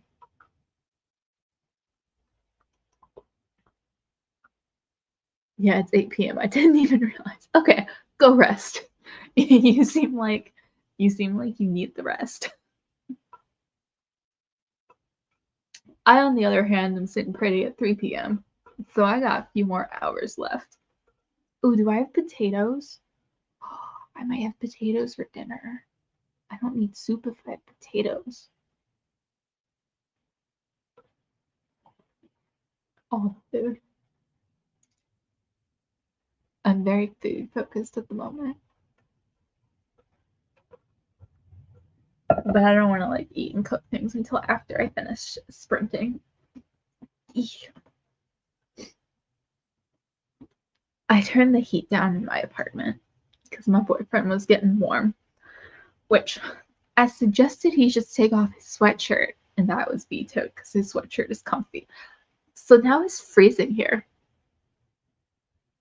I mean, it's not like freezing, it's like still in the 60s, high 60s. It's like 68.5. I checked. And I know that's not like that cold, but like as someone who runs very, very cold, who likes the warmth, I prefer when my apartment is like 71 degrees in the winter. And when I say I prefer that, I mean that's the reasonable temperature that people expect it to be. I would prefer it to be warmer, but you can't really hate your apartment to like 78 degrees when you live with others and it's, 20 degrees outside. That's frowned upon. But it does feel extra cold today, even though I'm wearing my extra thick socks. And I have the blanket. I should have put on like my thick sweatshirt instead of this. The sweatshirt used to be thicker and then I wore it like 4 times a week for 6 years. And now it's very thin. And also like falling apart. There's so many threads and just like tears. It makes me sad because I love the sweatshirt. Um, Chat's quiet. I think we lost a few people. So I shall set up the next sprint because I would like to get some more reading done. I don't know if I will finish this book today. It depends on how quick it goes and how enjoyable it is.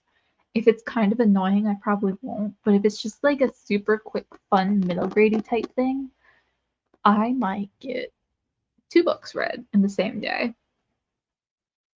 But I also need to edit tonight because I don't have a video ready to go for tomorrow.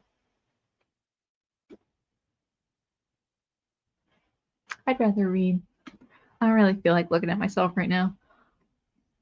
And technically, I do have edited videos that can go up. I have 3 fully edited videos with thumbnails and everything that just need to be posted. I just haven't bothered. Well, I've been doing them in a particular order, and I want to post my favorite books of the year video tomorrow because it's all filmed and I'm really excited about it. But we'll just see if I have the energy to edit because I know I have like 40 something, 50 minutes, an hour, something between 45 minutes and an hour of raw footage because I talked a lot. So I got to edit that down into something reasonable, especially considering I only talked about like 7 books. I'll stop being lazy and make food now. Yes, go eat. If I get a second wind, I'll be back. But if not, have a good Sunday, everyone. Yes, enjoy your Sunday. Enjoy your evening. Go rest. Go eat. And watch things and maybe game things. And just have a lovely evening. Hydrating. Yes. Very important. Very important to hydrate. I always forget.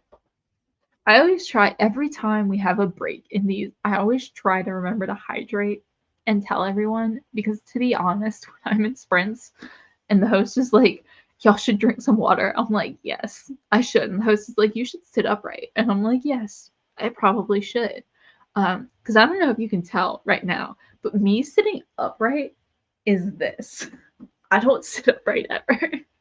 Like these are my knees. So it's a perpetual problem. And then I wonder why I have back pain. And it's like, this is why. This is why I have back pain. I'm gonna set up the next sprint so we can get some more reading done.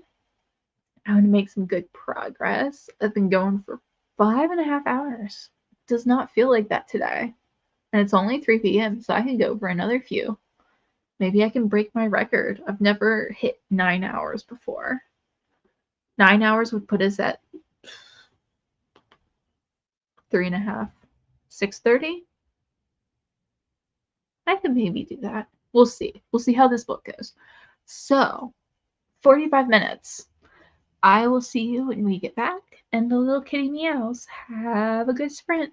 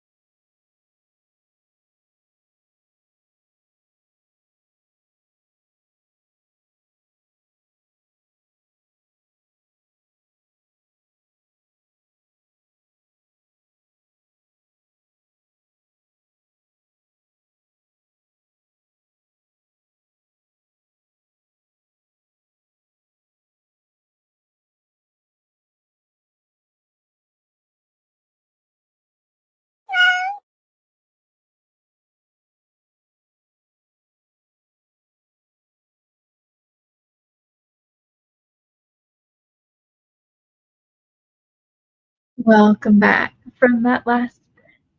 How did you do? I made it to page 62, so I'm probably gonna finish this book today because it's going by super fast. um, I apologize if you can hear them revving their engine outside, but they decided to as soon as I went off. No, wait, 68. I'm sorry. Um, which is pretty good considering I started that sprint on page 4. Sorry, it's 64 pages. Yeah, I'm just gonna blow through this really quick. The characters are really annoying and young, which I know is middle grade, but I thought they were like 10 and they're like teenagers and they don't vibe like teenagers. And one of them is just like the stereotypical shallow popular girl, but like she doesn't have any depth. She just like that's what she is. That's her entire personality. Like the author gave her no depth. So she is very annoying to read from. And then I don't know.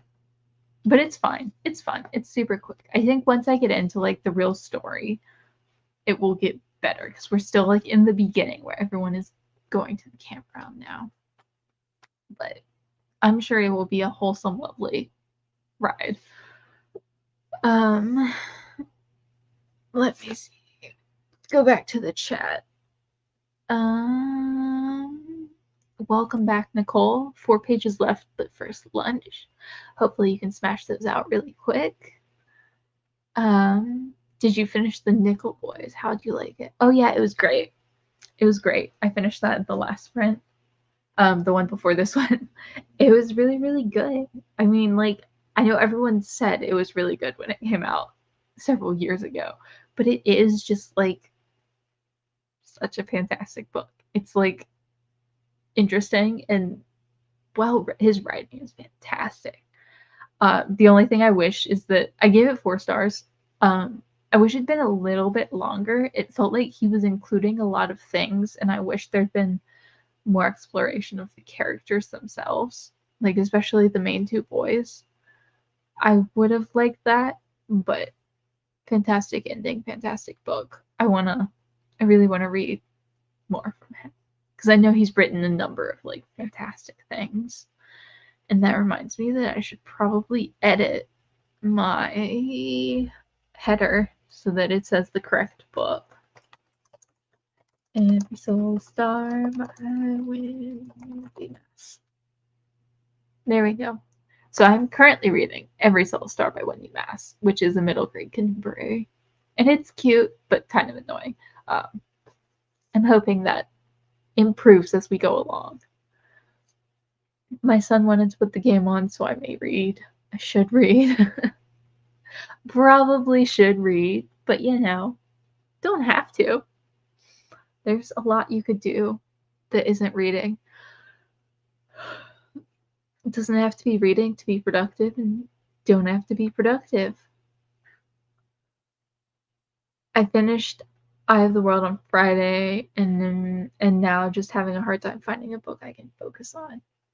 I understand that. After finishing something like that's as long and as much as that series is, even the first book, like I can understand having a little trouble picking up your next thing. I'm about to finish and wondering what I'm going to read next too. Well, you better pick something quick because you only got 4 pages. You're not gonna have a whole lot of time to get into something else because you're just gonna smash through that. I actually got some reading in. I'm reading Mark Twain's Life on the Mississippi, and it is so strange. I've heard that about Twain. He's an odd author. Kind of an odd dude. His books, I've never really felt inclined to read anything by him. And I know like he writes classics and you should and like they're good books, but I don't know, there's something that like they've just never super appealed to me because he does vibe as like a very strange man. We also finished the first semester Friday. So we're on break, and I'm just trying to regain my energy. That's good. You deserve a rest from that. Mm. Oh, that feels good. Gotta switch ears sometimes. Because it hurts. Over my headphones hurt my piercings because I have like a lot in my ears that poke out. And I haven't found a pair of headphones that really fits around my piercings in a comfortable way, which is kind of annoying. Um, I already put a hold on the next one. It has to come from another library. Ours does not have any of them. Oh, that's so annoying. I hate when libraries just don't have like popular things for whatever reason. I am having a problem with my library with Robin Hobb because of that. My library doesn't have any Robin Hobb, so I have to go to a different library, which like is Robin Hobb. I was so confused. But like, um, oh, what's that series called? I'm blanking on it. The Robert Jordan series, Wheel of Time. Kind of same boat. It's weird that they don't have them. It seems like a very popular thing to not have, but I don't understand why libraries have the books they do. It kind of seems like I don't know. I sometimes question their system, but I'm not a librarian, so I don't know. I don't judge.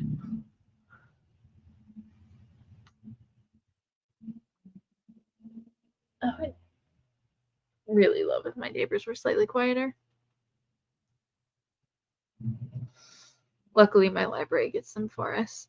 Yeah, I can't really do that with my library because if we do interlibrary loans, it costs money and it kind of adds up quickly.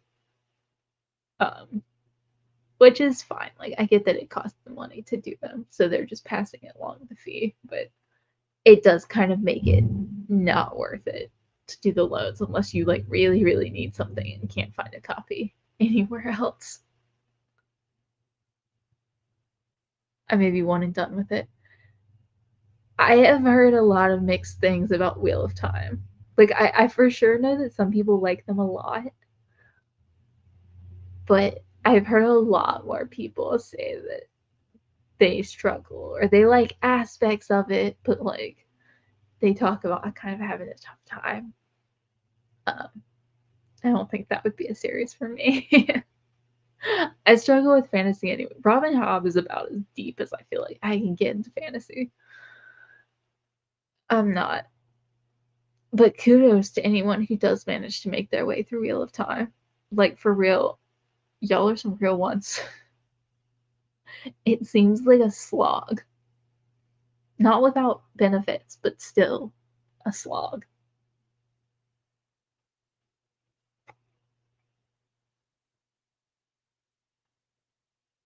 Once I got into it, I was good. It just took all my focus. Well, that explains why you're having trouble picking something else up. Your brain's probably still hanging on to that focus.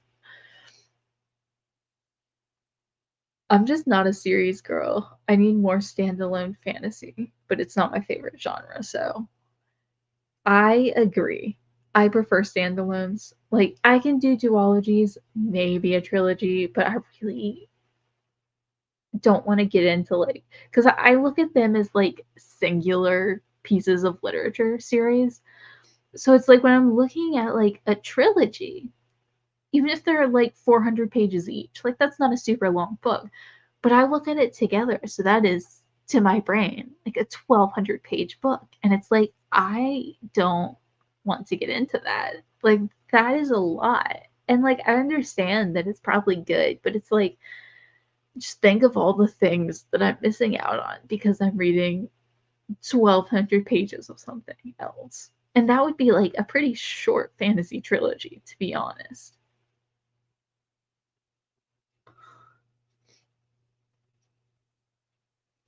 I'm a multitasker, but I had to immersive read it and not do anything else.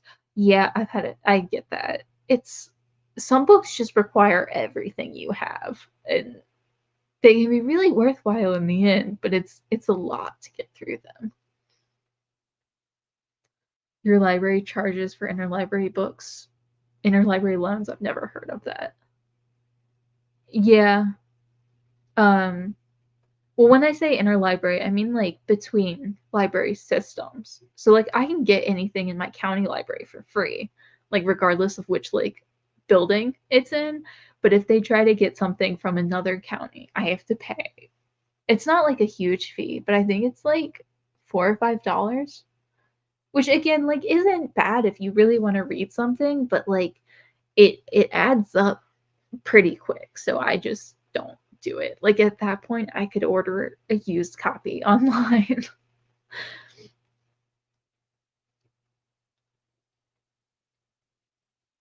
I challenge myself to read this series, so yeah. Hopefully you keep getting through it. Hopefully you enjoy it. My son read Eye of the World and stopped with that book. He wasn't impressed. I've heard a lot of negative things about that series.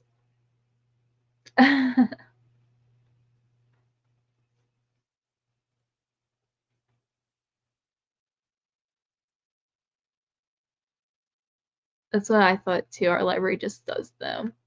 Ours is from anywhere in the state. Yeah, if it's like within my county library system, I can get a free copy. But if they have to like get it in from a different county, even if it's like just a neighboring county, they pass the fees along to the user. I guess because like it's probably more because like we're near a city, like we're in a city, basically. We're in a very populated area. I think it's different for more rural libraries or smaller libraries.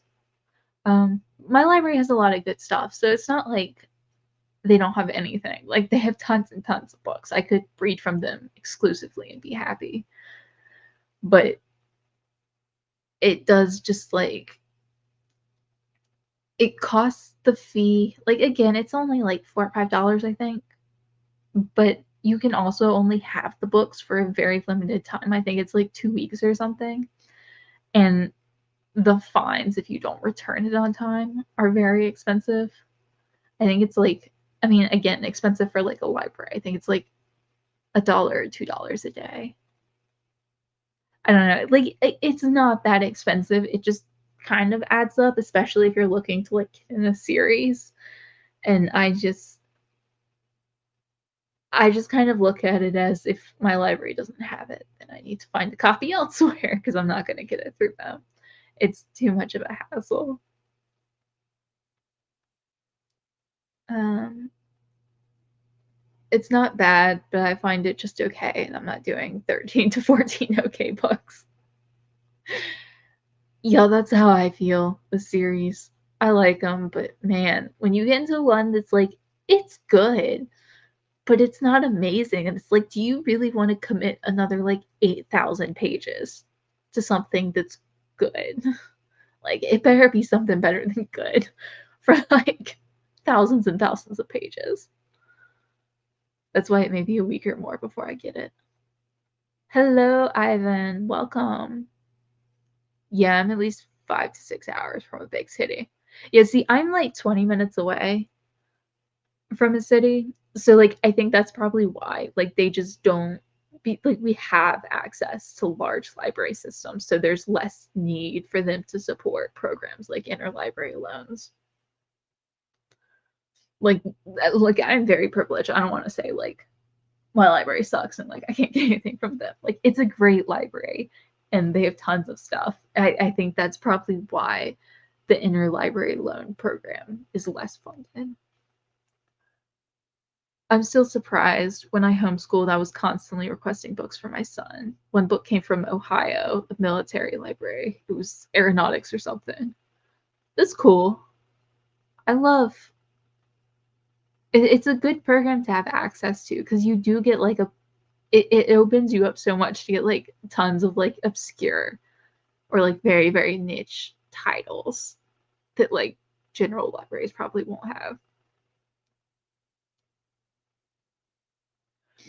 Makes sense. We're moving to a smaller library system, and I will definitely miss the access we have here. That's hard. It would be sad. Like I don't use the library tons because I buy a lot of books. Again, very privileged, live near a city, so we have tons of thrift stores, and I can like get books for $1 a piece, which is why I like have filled shelves. Like all of these books, basically, I got for $1 or less. But it would be hard for me to live somewhere that had a very small community without so much access to books. You know, you're a reader when part of your move includes checking out the public library system. Yeah, like I love when I moved here. I didn't make a big move. I just moved like kind of on the other side of the city, but I moved to a different county.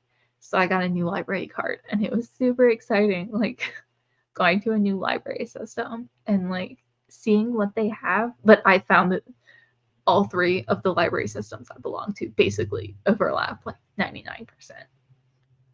So it's not been super useful to belong to all of them, but the Robin Hobb one was useful. Exactly. 8,000 pages would be almost a quarter of my reading for the year. Yeah, it's hard with series because it's like if you really want to get into something like that, you got to devote like so much time. Like I have the Expanse series on my shelf. You can kind of see it down in the corner here, um, right here. And I really want to read them because I enjoyed the first book so much, but it's like 9 books that are all like 600 pages long or something stupid. And it's like, do I really want to commit like several months to reading primarily those books? And it's like, I do, but like, I'd have to give up so much other reading. And I've just never gotten there. I've done the same thing. We're supposed to move to Florida, and I've already looked up the library and bookstores. That's fantastic. I love that. I really, really love that.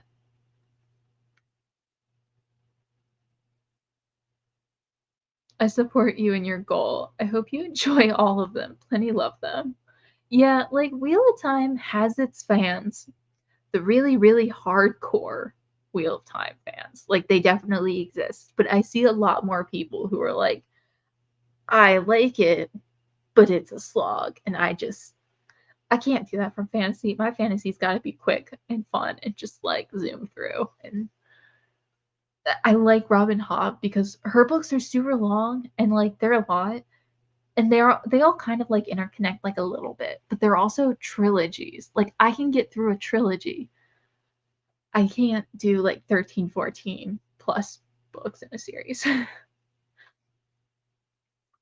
Fortunately, the local bookstores are awesome. I wish you glorious libraries and bookstores in Florida. For housing, I check how close I am to grocery stores, bookstores, and the local library. Same though. I've got a grocery store that's basically across the street over there. If I go that way, I've got a bookstore that's like a minute and a half away. And I mean, it's a Barnes and Noble, and I hate Barnes and Noble, but still, like it's like a minute and a half down the road that way. And then I've got 2 libraries that are like 5 minutes in either direction.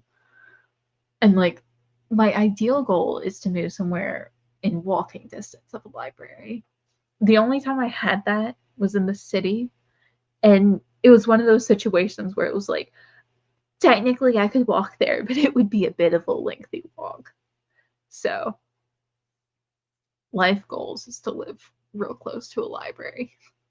Not like right beside, I don't want that kind of traffic, but like a street over. I would love to live a street over from a library and just like casually walk there whenever I wanted to go. It'd be so nice. Like I went to a library when I was a kid that was like in the middle of a neighborhood. Like that the library was just in the middle of a neighborhood. I was like, it would be so nice to live in this neighborhood. And I know it like ups the traffic a lot. And I get that as an adult. Like I understand how that would be a flaw. But like, man, I would just to be able to walk like 2 minutes to the library would be my dream.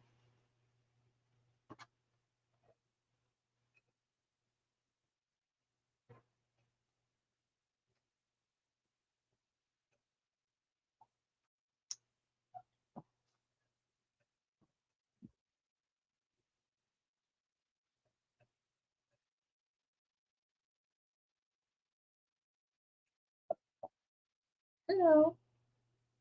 You coming up? You come to say hello?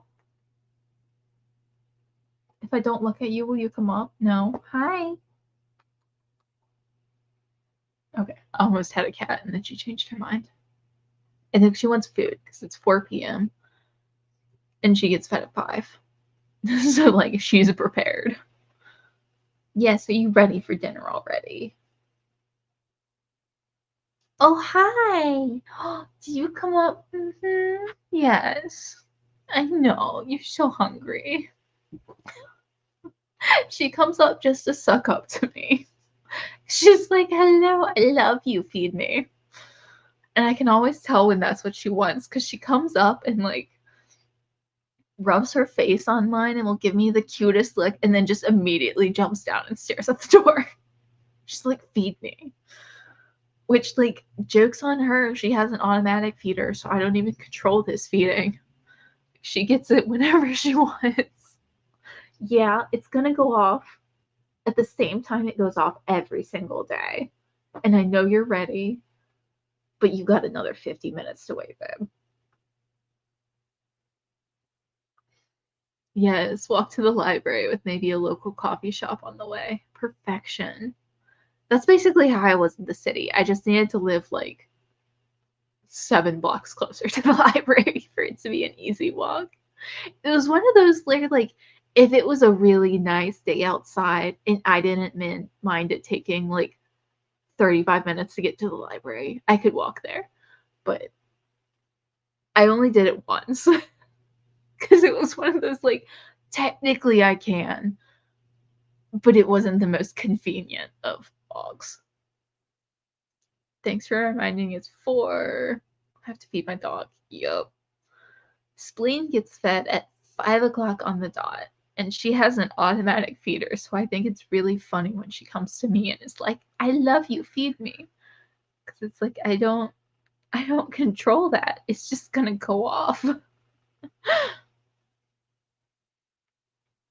My older son and daughter-in-law have a container that feeds their cat.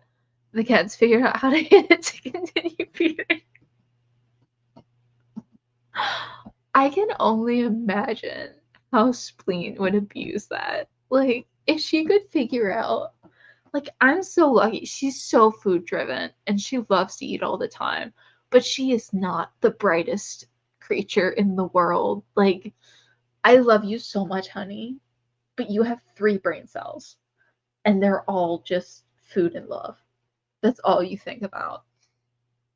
If she was smarter and could like open her food or Mimi's food or the bag of food, like I'd be in trouble because she has an insatiable appetite, but she is so sweet and so dumb. She is. I feel bad because I should like be talking about how brilliant my cat is and all the wonderful attributes, and she is wonderful. I love you so much, but you are not very bright. It's okay. Some creatures just exist to look pretty, and you're one of them. I love her. Okay. Thanks for going out of focus. I didn't really do anything. Focus on me, please. I hate this webcam sometimes. And I don't know if I'm using it wrong, but sometimes it just goes wildly out of focus.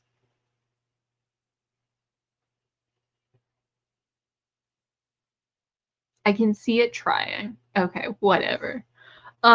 Since I'm just gonna be a blurry blob for a minute, how about another sprint? Let's get reading done. I'm averaging like 60 pages plus in this book. So like I'll get this done really quick. So that's gonna be, oh, there we go. Thanks. So this is gonna be a super quick read, and I think I'm gonna try to get it done tonight. So sprints might go until I finish this book, or I get hungry for dinner because it's 4 p.m. So that's definitely gonna be something I start thinking about. Because I am an early person. I go to bed early. I wake up pretty early. Not like obscenely so, but I'm definitely a in bed by 10 kind of gal. And wake up before my alarm clock goes off in the morning and be annoyed about it. So, another sprint, 45 minutes. Let's get some reading done. Let's be productive.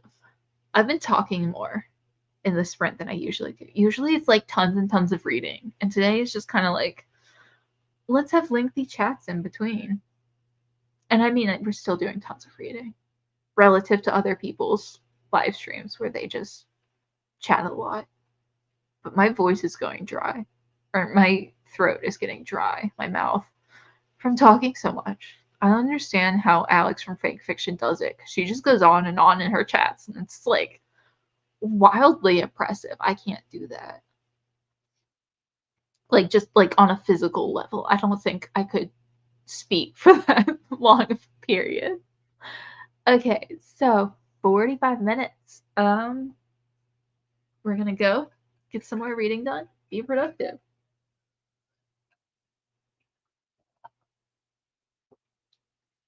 And I'll see you when the little kitty meows in 45 minutes.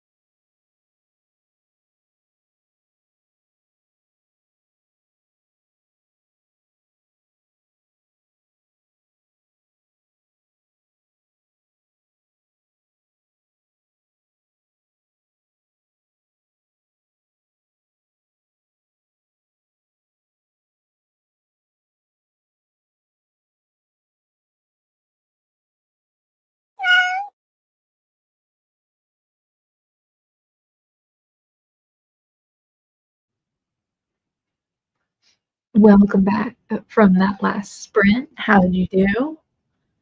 I made it to page 157, so making good progress. Um, I'm flying through this. It's real quick to read.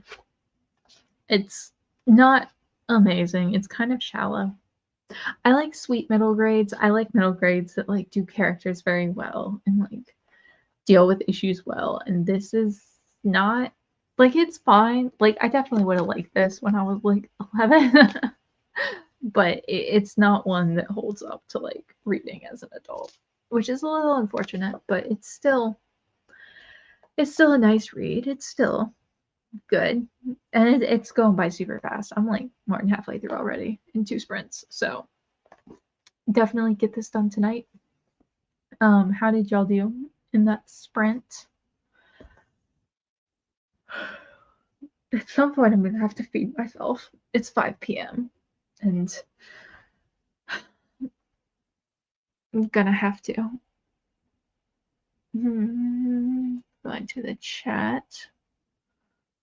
Welcome back, Elliot. Yes, I'm still here. You're welcome to join us. We'll be here for a little while longer. I'd like to finish the book, so another hour and a half, maybe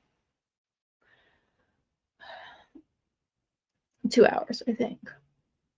Finally finished. I was on a quick Zoom call for all but the last 10 minutes of the sprint, so I needed all that time to finish my 3 pages. Yay! Throw a party. Um, you're done. That is absolutely a book to get through. It's very impressive.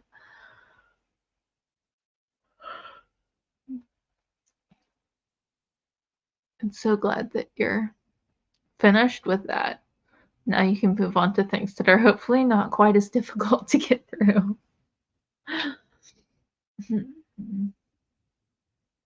Let's see. I should get an Ethernet cable for my laptop when I do these live streams because my boyfriend is gaming right now too, and it's taking a lot of internet, and I can tell that it's like being a little laggy, which is unfortunate, but it's fine. I think I'm gonna start Claire in the Sun. Heard amazing things. Yes, I have some of his work on my shelf. Not that one. I think I have the real famous one. I mean, I know they're all famous. The one with the movie. I forget what it's called. And then I think I also have Remains of the Day. It's but he's supposed to be great. Ishiguro. Yes, Never Let Me Go. That's the correct one. I have Never Let Me Go, which I may have read before. I don't remember. I don't remember if I've read it or not. I've definitely seen the movie. So I'm going to reread that. And then I think I also have Remains of the Day, which I think is about a butler, potentially. I'm not sure. Ariane only has 116 pages left. Nice, nice. You're getting close. Yes, we were all rooting for Nicole. And she's finished, which means most of us have finishes today on these sprints, which is pretty impressive. Still just watching the game with my son and looked for some books. Nice. After finishing Eye of the World, you deserve a break. You definitely deserve a break from that. I really enjoyed Claire and the Sun. Hope you like it. It's hardback, but I hate dust jackets with a passion, so I have to take them off. Yeah, that is apparently a common thing, and to be honest, I never thought to do that. Like it literally never occurred to me until booktube that like people would do that, and I still don't. I just let my dust jackets get a little like bent and worn on the edges, but it's fine.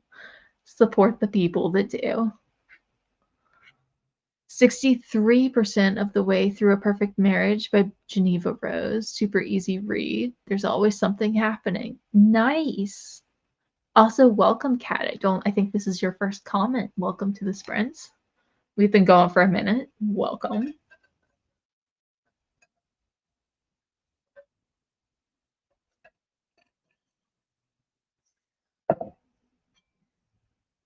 Um, does everyone else enjoy deciding what to read next after completing a book? I do. I very much do because I have so many options. Like sometimes I know because like there are things I have to get through, like my book club picks and all of that. And sometimes I'm like in the middle of a series, but like just looking at my shelves and just like having so many options is a really good feeling. And knowing that all of them are good options. Like not that I'll necessarily like enjoy them all, but just that like I can't go wrong, picking something. Like it's best case scenario, I love it. Worst case scenario, it gets a book I don't like off my shelf. And like it's a win-win. And I don't know, all my books make me happy. All the potential in them. That's why I love having a big TBR. Like I know people on here talk about getting down to like TBR 0 or like having read like all their books or most of their books or just having like a limited TBR. But like I love having just like an unnecessary number of books on my shelves to read. Like I have more than 500 uh, unread books on my shelf, and it's just like it brings me joy. Like that number doesn't need to be that high, but like having a high number brings me joy. Yes, it's the best part of finishing a book. I always choose between three. Nice. I need to find a book club. I joined ones at my local library because, well, not my library. Um, like I said, I belong to a couple of library systems, so I looked between the three of them to find ones that hosted book clubs um, at times I could go, and I found one. So I have two monthly book clubs that I go to, which are interesting. I have a lot of social anxiety, so it's kind of hard for me in that regard. Like I know that like I can talk on here fine and I post videos and that's fine, but like this is different. Like put me in a room where we're all just like sitting around the table and I struggle with that, but I'm getting better. Um no, I have a whole game to pick my next reads. I'm trying to decide whether to play more game or just start with February's books. Suggestions? I mean, it is the 28th. Do you think you would finish? If you're going to pick something up, I'd recommend something short because you don't want to delay your February picks too much. But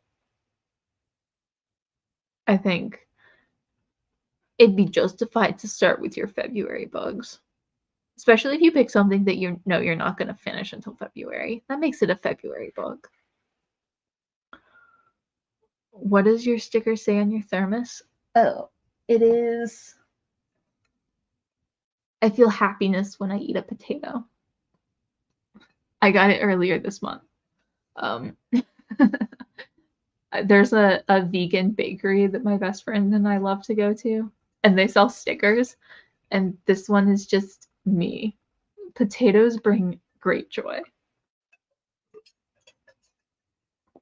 I love everything potato, except potato salad because I hate mayo. But the rest of potatoes are good. It's not the potatoes that are the problem there, it's the mayonnaise.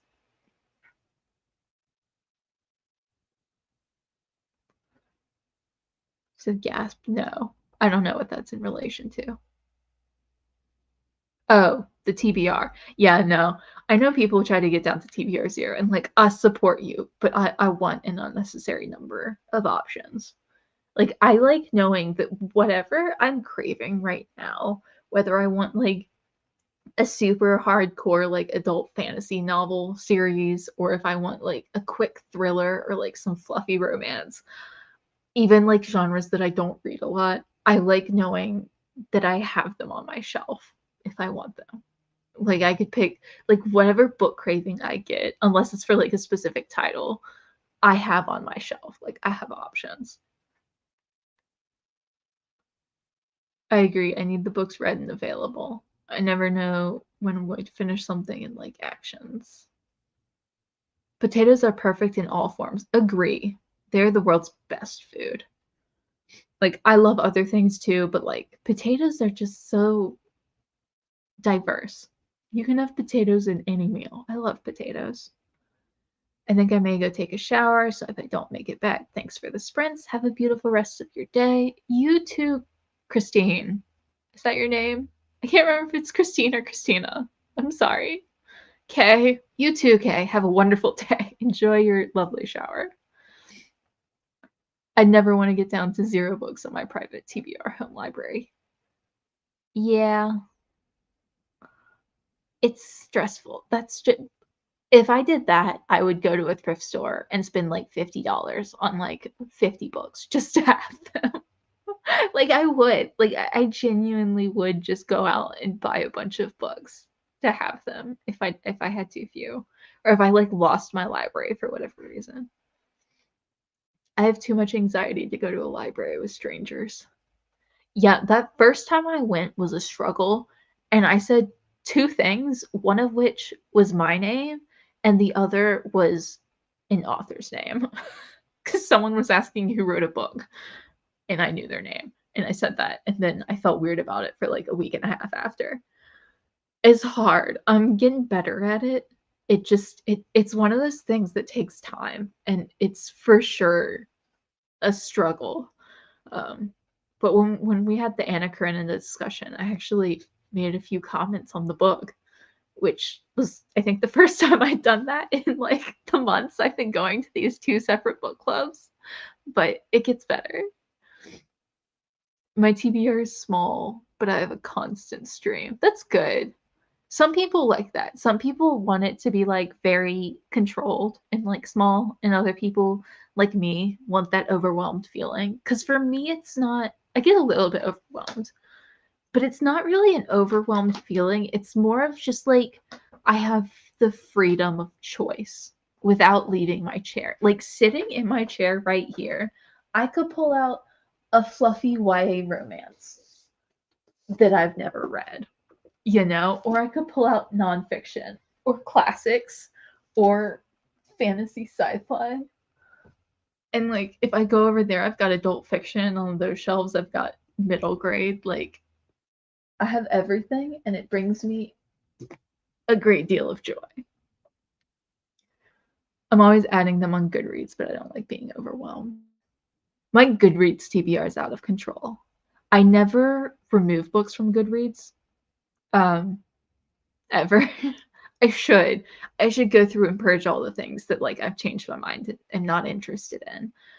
But like I have over 1,000 books on my Goodreads TBR because I add stuff and then I never remove it unless it gets read. And there are definitely books on there that like I added as want to read and then changed my mind later. And then I was trying to decide whether to play my TBR game or just read from my February TBR. Yes, potatoes. Potatoes are good. Y'all might have convinced me to make potatoes for dinner. I think I have some. I think. So after these sprints are over, it's gonna be potato fest up in here. What's the TBR game? Yes, Nicole, share. I pick a random letter, then spin a prompt wheel and need to find a book title that matches both. I have a playlist on my channel. Typically my unicorn jar chooses in the end. Nice.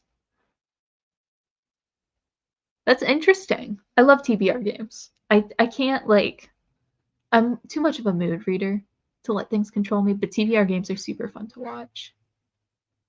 Have you tried veganese instead of regular mayo? I'm not a fan of mayo either. No, because I've never liked mayo. So I eat a lot of like vegan substitutes because I'm vegetarian and like iffy on some dairy products. So I eat a lot of vegan substitutes, but I never liked mayo. So I never looked for a substitute. So like I haven't eaten mayo in like a long time. The only time I eat it is when I get like a sandwich at a restaurant or something and ask for no mayo and they include it anyway. And I'm never gonna like complain about them me. So I always just kind of like try to wipe off the worst of it and then eat the sandwich. Which like is fine. I'm not like that phobic of mayo. Like I can handle like a little tiny bit that you almost don't even notice, but like Mildly gross. Christina. Okay, I will try to remember that, but I probably will not. Um, is there any adult fantasy series people love? I feel like it's such a popular genre for YA middle grade, but Amazon prioritizes romance and thrillers, but I can't find any decent adult fantasies. Let's scroll through the comments to see if people have suggestions because that's not something I can answer. I just read Robin Hobb. That's one of the first I've read, and it was good but not amazing. And I've heard Robin Hobb's later series are better. I've heard specifically, I read the Farseer trilogy, which is her first trilogy, and it was good. It felt very overlong and it had some flaws in it, but it was like a 3 to 4 star read, all the books. I've heard this her second trilogy, The Live Ship Traders, is much, much better. So haven't read that one, but plan to probably this year. Elliot says that's a good way of doing it. I think for the TBR. ACOTAR by Sarah J. Maas is a series I'm reading right now that's adult fantasy. It's amazing and it's very popular. Yes, it is. I have the first one on my Kindle, but I struggle at the moment with anything longer than 300 pages as I've only just got back into reading since August. Okay, so fantasy is going to be a struggle for you, I feel like. Because most fantasy is long. Oh, short fantasy, long series, short fantasy. It's urban fantasy. It's called the Kate Daniels series by Alana Andrews. I read it last year. It's like 10 books with like a bunch of spin-off like novellas and stuff.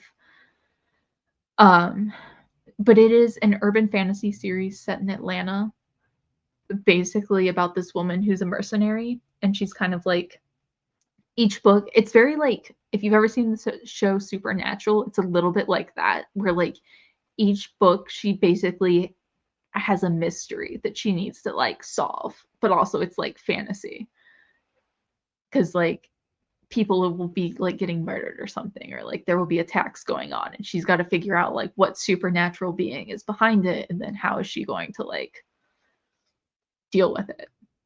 And I mean it goes places a lot more than that, but it's a very interesting series. It's um a little bit romance. Like I would not recommend it if you don't want something that has romance because the romance is a very heavy element.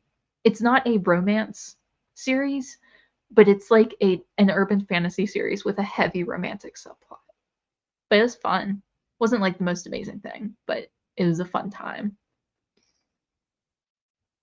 Have any of you read? Also, the books were short.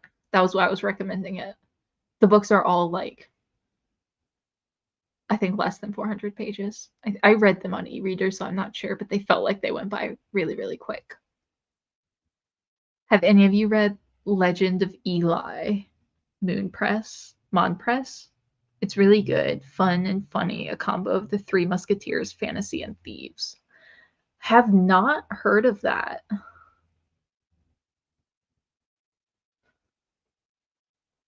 So no, but it sounds interesting. Veganese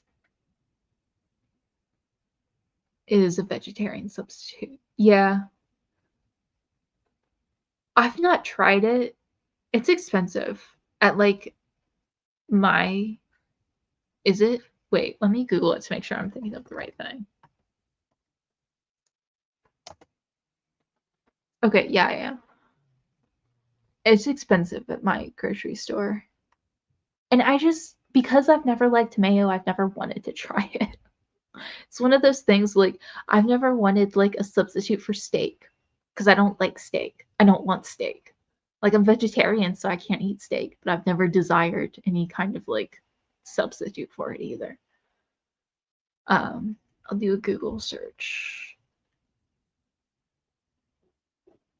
I don't mind romance if it's not just shoehorned in for no reason. Like if it's a major plot point, it's fine. Yeah, the Kate Daniels series is kind of focused on romance. Like it's definitely like a secondary element. It's like plot first, romance second, but it's very like present throughout the whole series. Like it's the kind of romance where like the moment she meets the love interest, you're like, okay, that's the love interest for the next 10 books. Fine. Um, I'm trying to think of other adult fantasies. There's the Poppy War, but I haven't read it yet. I think they're kind of short. Um, I have them here. I like this chair because I have like half of my book collection within reach. But The Poppy War by R.F. Kuang is historical fantasy. Have not read it, so can't really comment. But some people seem to love it a lot, and they're not like stupidly long books.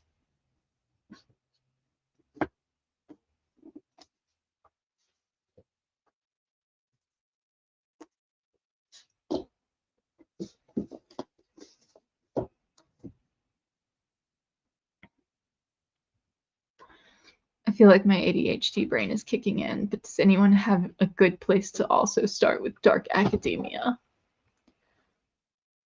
A Deadly Education is dark academia fantasy book series. Seems to be well liked, and the books are pretty short. Nice. The Poppy War is pretty good. Read it, and they're medium length as far as fantasy goes. Yeah, most of the fantasy I see is just so stupidly long, which I mean is not bad. It's just like so many of them are like just go on forever. Dark Academia, um,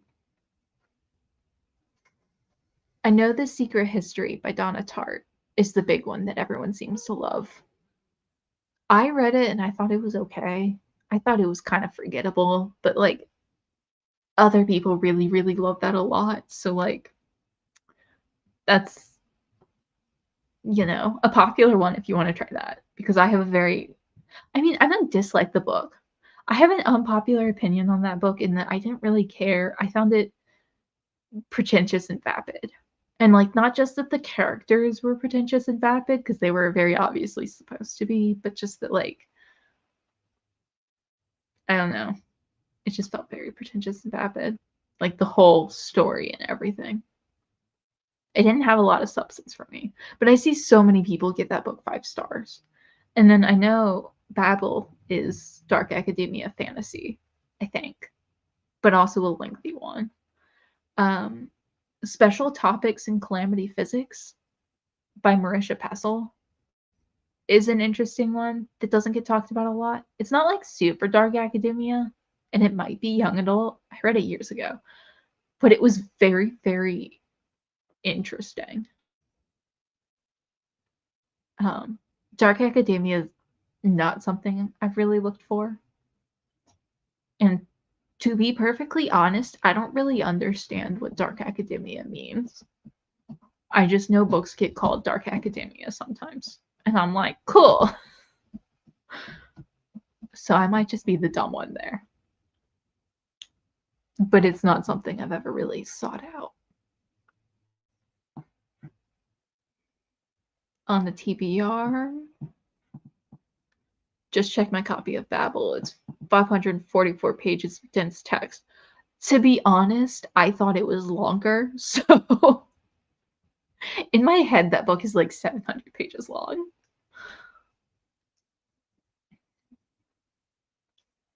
Where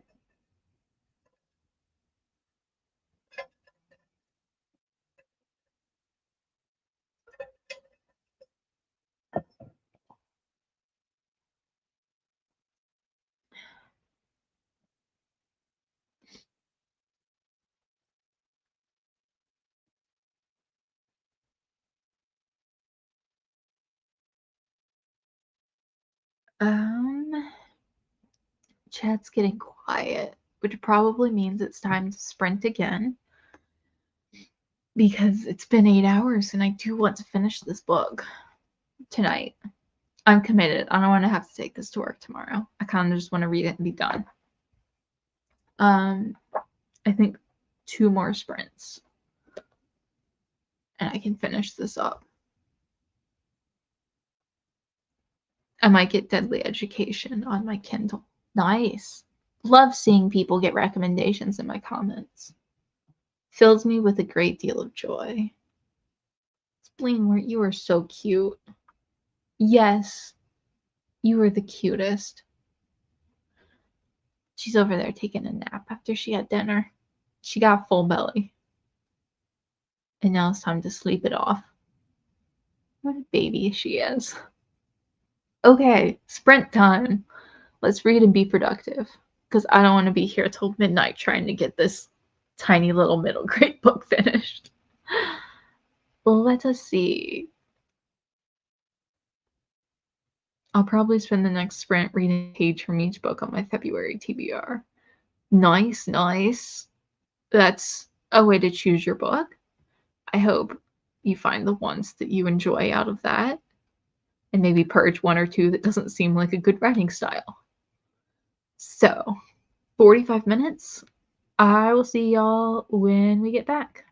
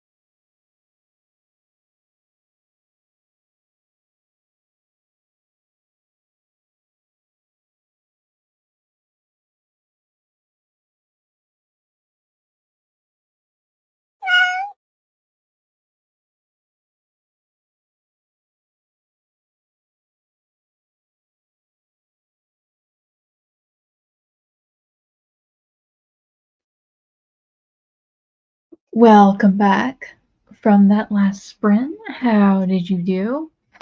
I got to page 230, so 70 pages left, almost done. Making good progress. How did y'all do? This book, it's not great. Like, I'm gonna give it 3 stars because, like, it's fine for kids, you know? Like, it's one of those books that, like, for sure would recommend to, like, a 9-year-old, you know? Maybe a 10-year-old. Like, but it's, like, intended to be appropriate for children, and, like, I would have liked this as a small child, but it's just not very well done. Like, one of the characters is supposed to be like the shallow popular girl stereotype, but like she's really just what someone who isn't a shallow popular girl but disdains them kind of thinks that they are. And it's just like really terribly done, and like clearly the author just has no idea what she's talking about in terms of fashion. And like the popular girl, because she really cares about fashion, she's like very invested in her clothing and everything. And like she was wearing someone else's clothes because she doesn't have her own at this point in the book. And she complained that all they had was boring cotton. And I'm like, that's nice clothes. Like, if she was really going to complain about the quality of the clothes, she'd be complaining that they're all polyester or something. Like, the author doesn't even know what she's talking about. And then it's painting all these kids as like being immature because, like, basically the premise is that they're moving. And like she's trying to paint it like the kid is being immature and selfish, but like her parents told her she's 13, she's about to start high school in the fall, it's the summer. And her parents just told her, "Oh, we're moving you to a campground for the next 3 years. That's very far from civilization. There's no cell service, there's no Wi Fi. It's, thousands of miles away from your friends. We're going to homeschool you, and we'll be there for 3 years. And also, we're moving next week." And it's like, that is absurd. Like, no wonder this kid is freaking out. And it's just like, that is a very reasonable thing to freak out over when you're 13. That, like, you're just being ripped away from, like, everything you know with no notice. Like, I am upset on the children's behalf, and I am a 30-year-old adult. I can't imagine if someone walked into my life and told me that with, like, a week's notice. But I have 70 pages left, so I'll finish it up soon in the next sprint. I just got to fly through that. It's, like, not terrible, but, like, it's not very well done. That went so fast. Yes, it did. It's a very fast sprint. It's a super quick 45 minutes. I got to page 39, slower than my previous, but that was middle grade, and this is written from an AI, so it's different voice and writing style to get used to. Yeah, for sure. Books that are written from an AI perspective are weird. Like, not like bad, just like they really do take a moment to adjust to and like get used to like just the different thought process. I picked my next 2 books, Black Hawk Down by Mark Bowden and Villette by Charlotte Bronte. That's good. I have Black Hawk Down on my physical TBR somewhere. It should be back here, I think. Unless I put it in the wrong shelf. I don't know where it is, but I do own it. It's supposed to be good. I saw the movie at some point, but I found the movie very forgettable, and I didn't really enjoy it. But I hope you like them. I'm really excited to get to that book and to read Charlotte Bronte. I've never read any of the Brontes before, actually. It's actually so well written, but it's like she's describing her feelings rather than feeling them, which is obviously intentional. Yeah, but it's so weird to read that because it feels so wrong. Like to talk about things like, because it's like talking around emotions rather than like just the emotions existing. And I mean, it's really good, but it's like it's really odd to wrap your head around. Um, Welcome, Dirge. Hello, how are you doing today? Black Hawk Down is not my usual type of read, but my son recommended it. Okay, nice. I hope you enjoy it. I hope it is at least interesting and you learn something, even if it's not something you usually pick up for yourself. Let's see.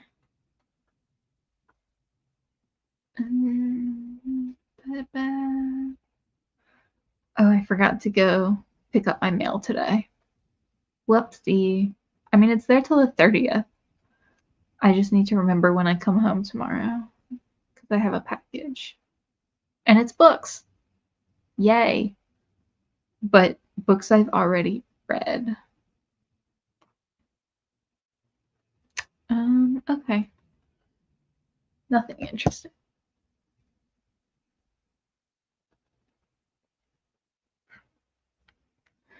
The problem is this kind of book makes me think of Black Mirror, so it feels like it's all gonna go wrong. But people say this book is heartwarming. Interesting. A heartwarming AI read. That's an odd choice. What are you reading though? Are you reading the Murderbot Diaries? That's the only like thing like that I can think of. But what are you reading?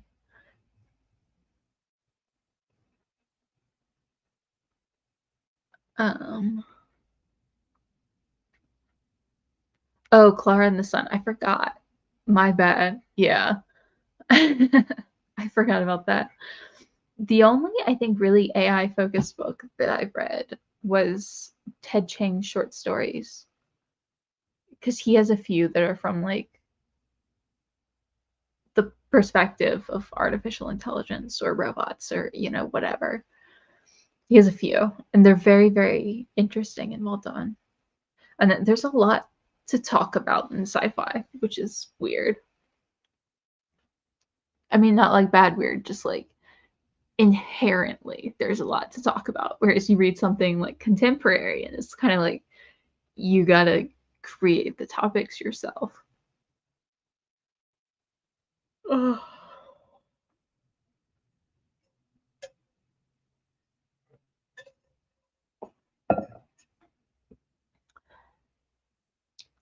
Ted Chiang, he wrote Exhalation and Story of My Life and Others. They're two short story collections. But the movie Arrival was based on one of his short stories, and it's really good. Um, the movie's really good, and the short story collection I read from him was also really good. Interesting concepts and very short to get through. Oh,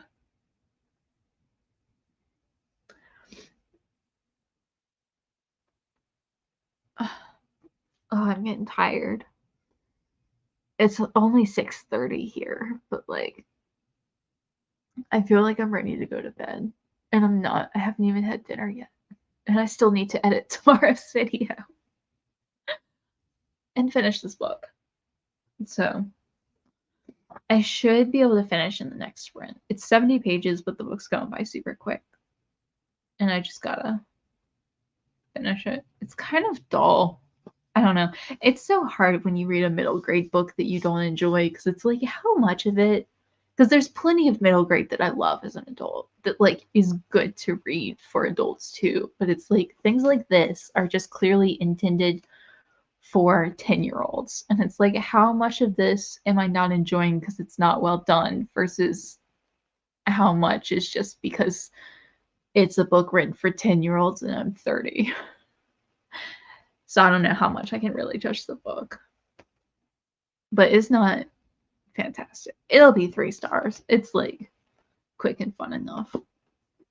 But I'm very much on the children's side. Like, screw the narrative here that they need to adjust to their situation. Like their parents are incredibly messed up individuals. Um, chat's quiet. Oh, sorry. I could use a nap.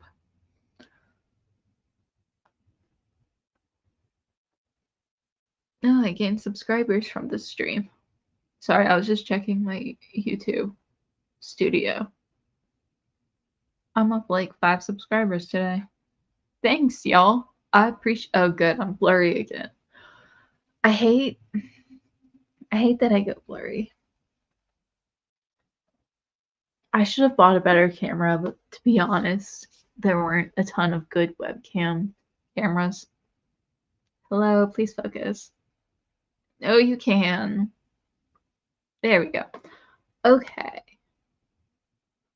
Honestly, the Cassidy Blake series, which is the one I just finished, was such a good middle grade.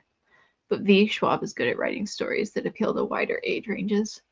Yeah, there are tons of middle grade stories. Like, there's some that I read when I was a child that, like, I really loved as a child, and I read it as an adult, and I still really love it as an adult. And it's like, the writing is good, the characters are good. Like, yes, it's for 10-year-olds, but, like, it's still good, so it's enjoyable by everyone.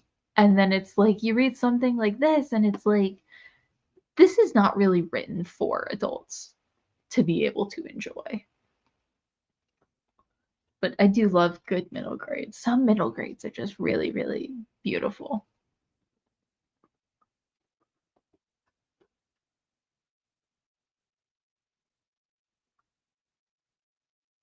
Two plushies in the background. I think just one. I think I just have the one Squishmallow. I don't think there's another plush. What's this? Good. I'm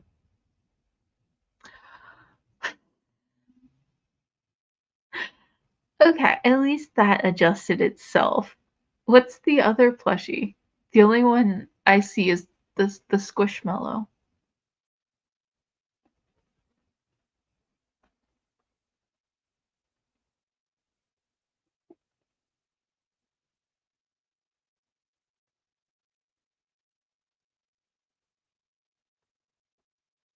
Uh, okay, we're approaching the 9-hour mark, which officially makes this my longest stream ever. And we got another 45 minutes so I can finish this book. Also, I'll have read 2 full books on these live streams. The one to the right, my right, this way. This is a bow, not a plushie.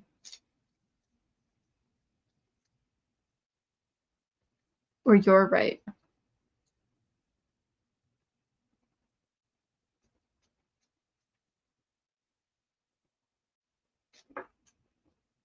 Confused.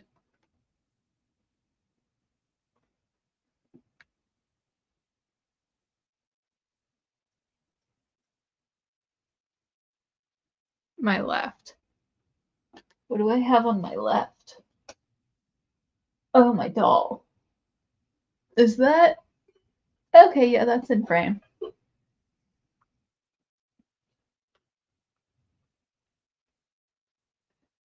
Covered in cat hair. One of my dolls. Cute little faceless Amish doll. I used to collect dolls, but now I just have a couple. There are actually 2 up here. She has a partner. I'm the weirdo that has dolls and thinks it's fun. Oh.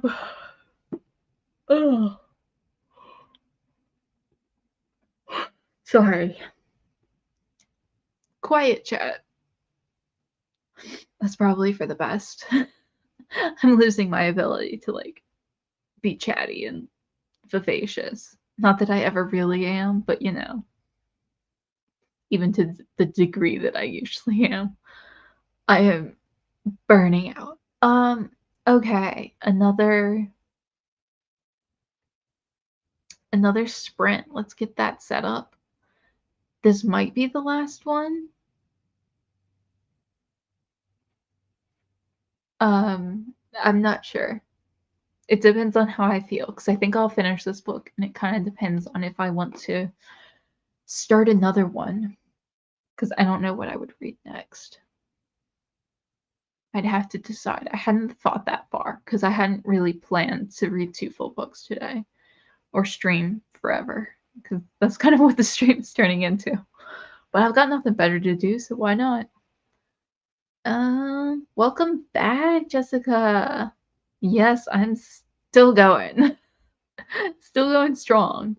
Well, not really strong, but still going. Had a yummy breakfast out and bought a plant child. Nice. Both fantastic things. I'm gonna get the next sprint going. Oh, sorry. Sorry.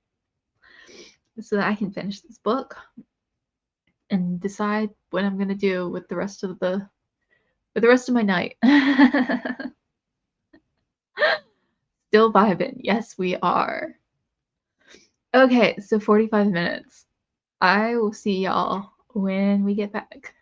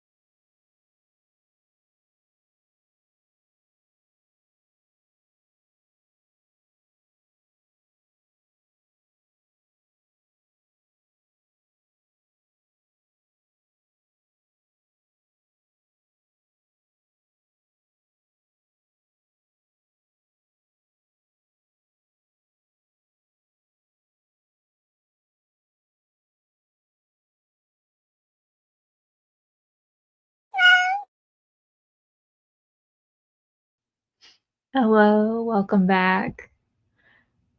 Say hi to the cat. She really wants second dinner now.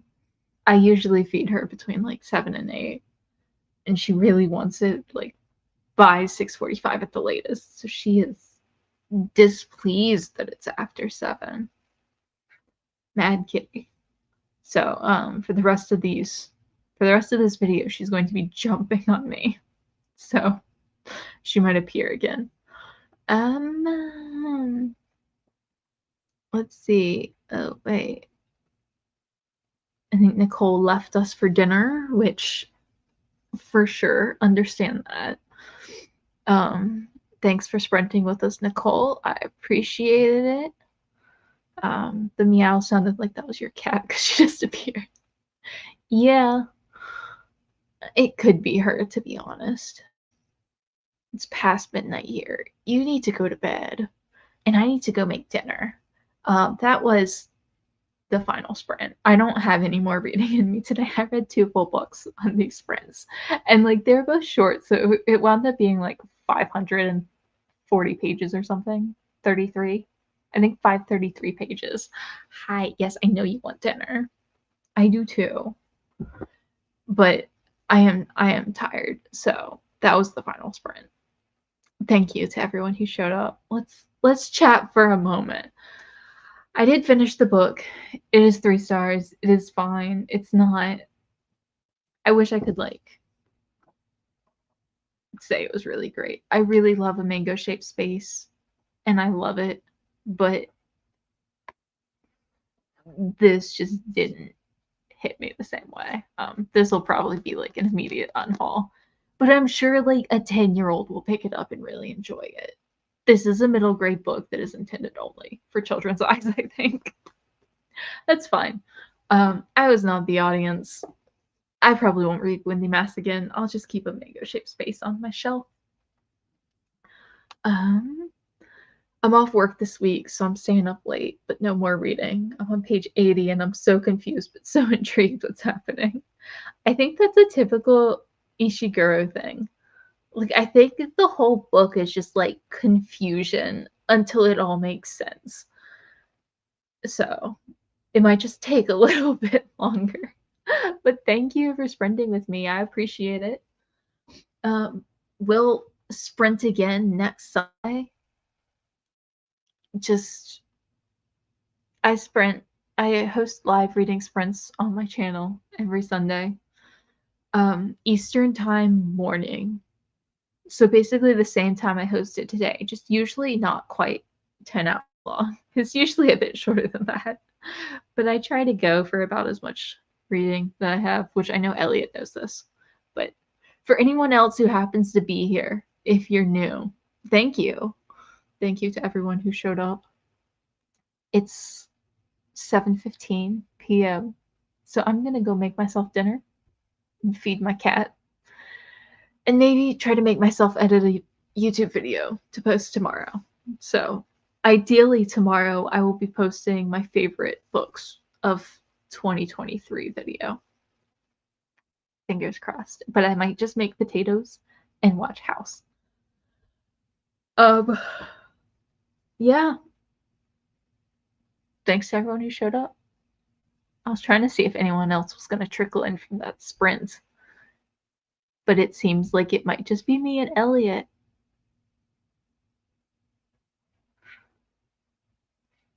Well, thank you, Elliot, for being here. I appreciate you. Adios. Yes. Have a good night. Don't stay up too late, even though you're off work.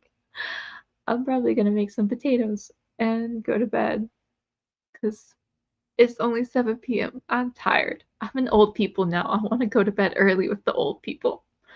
Thank you to everyone who showed up. Thank you for liking the video. Thank you for chatting. Thank you for vibing with me for 10 hours. Anyone who was here. I appreciate you, and I got a lot read, so it was a productive day. But goodbye, and thank you. I appreciate it.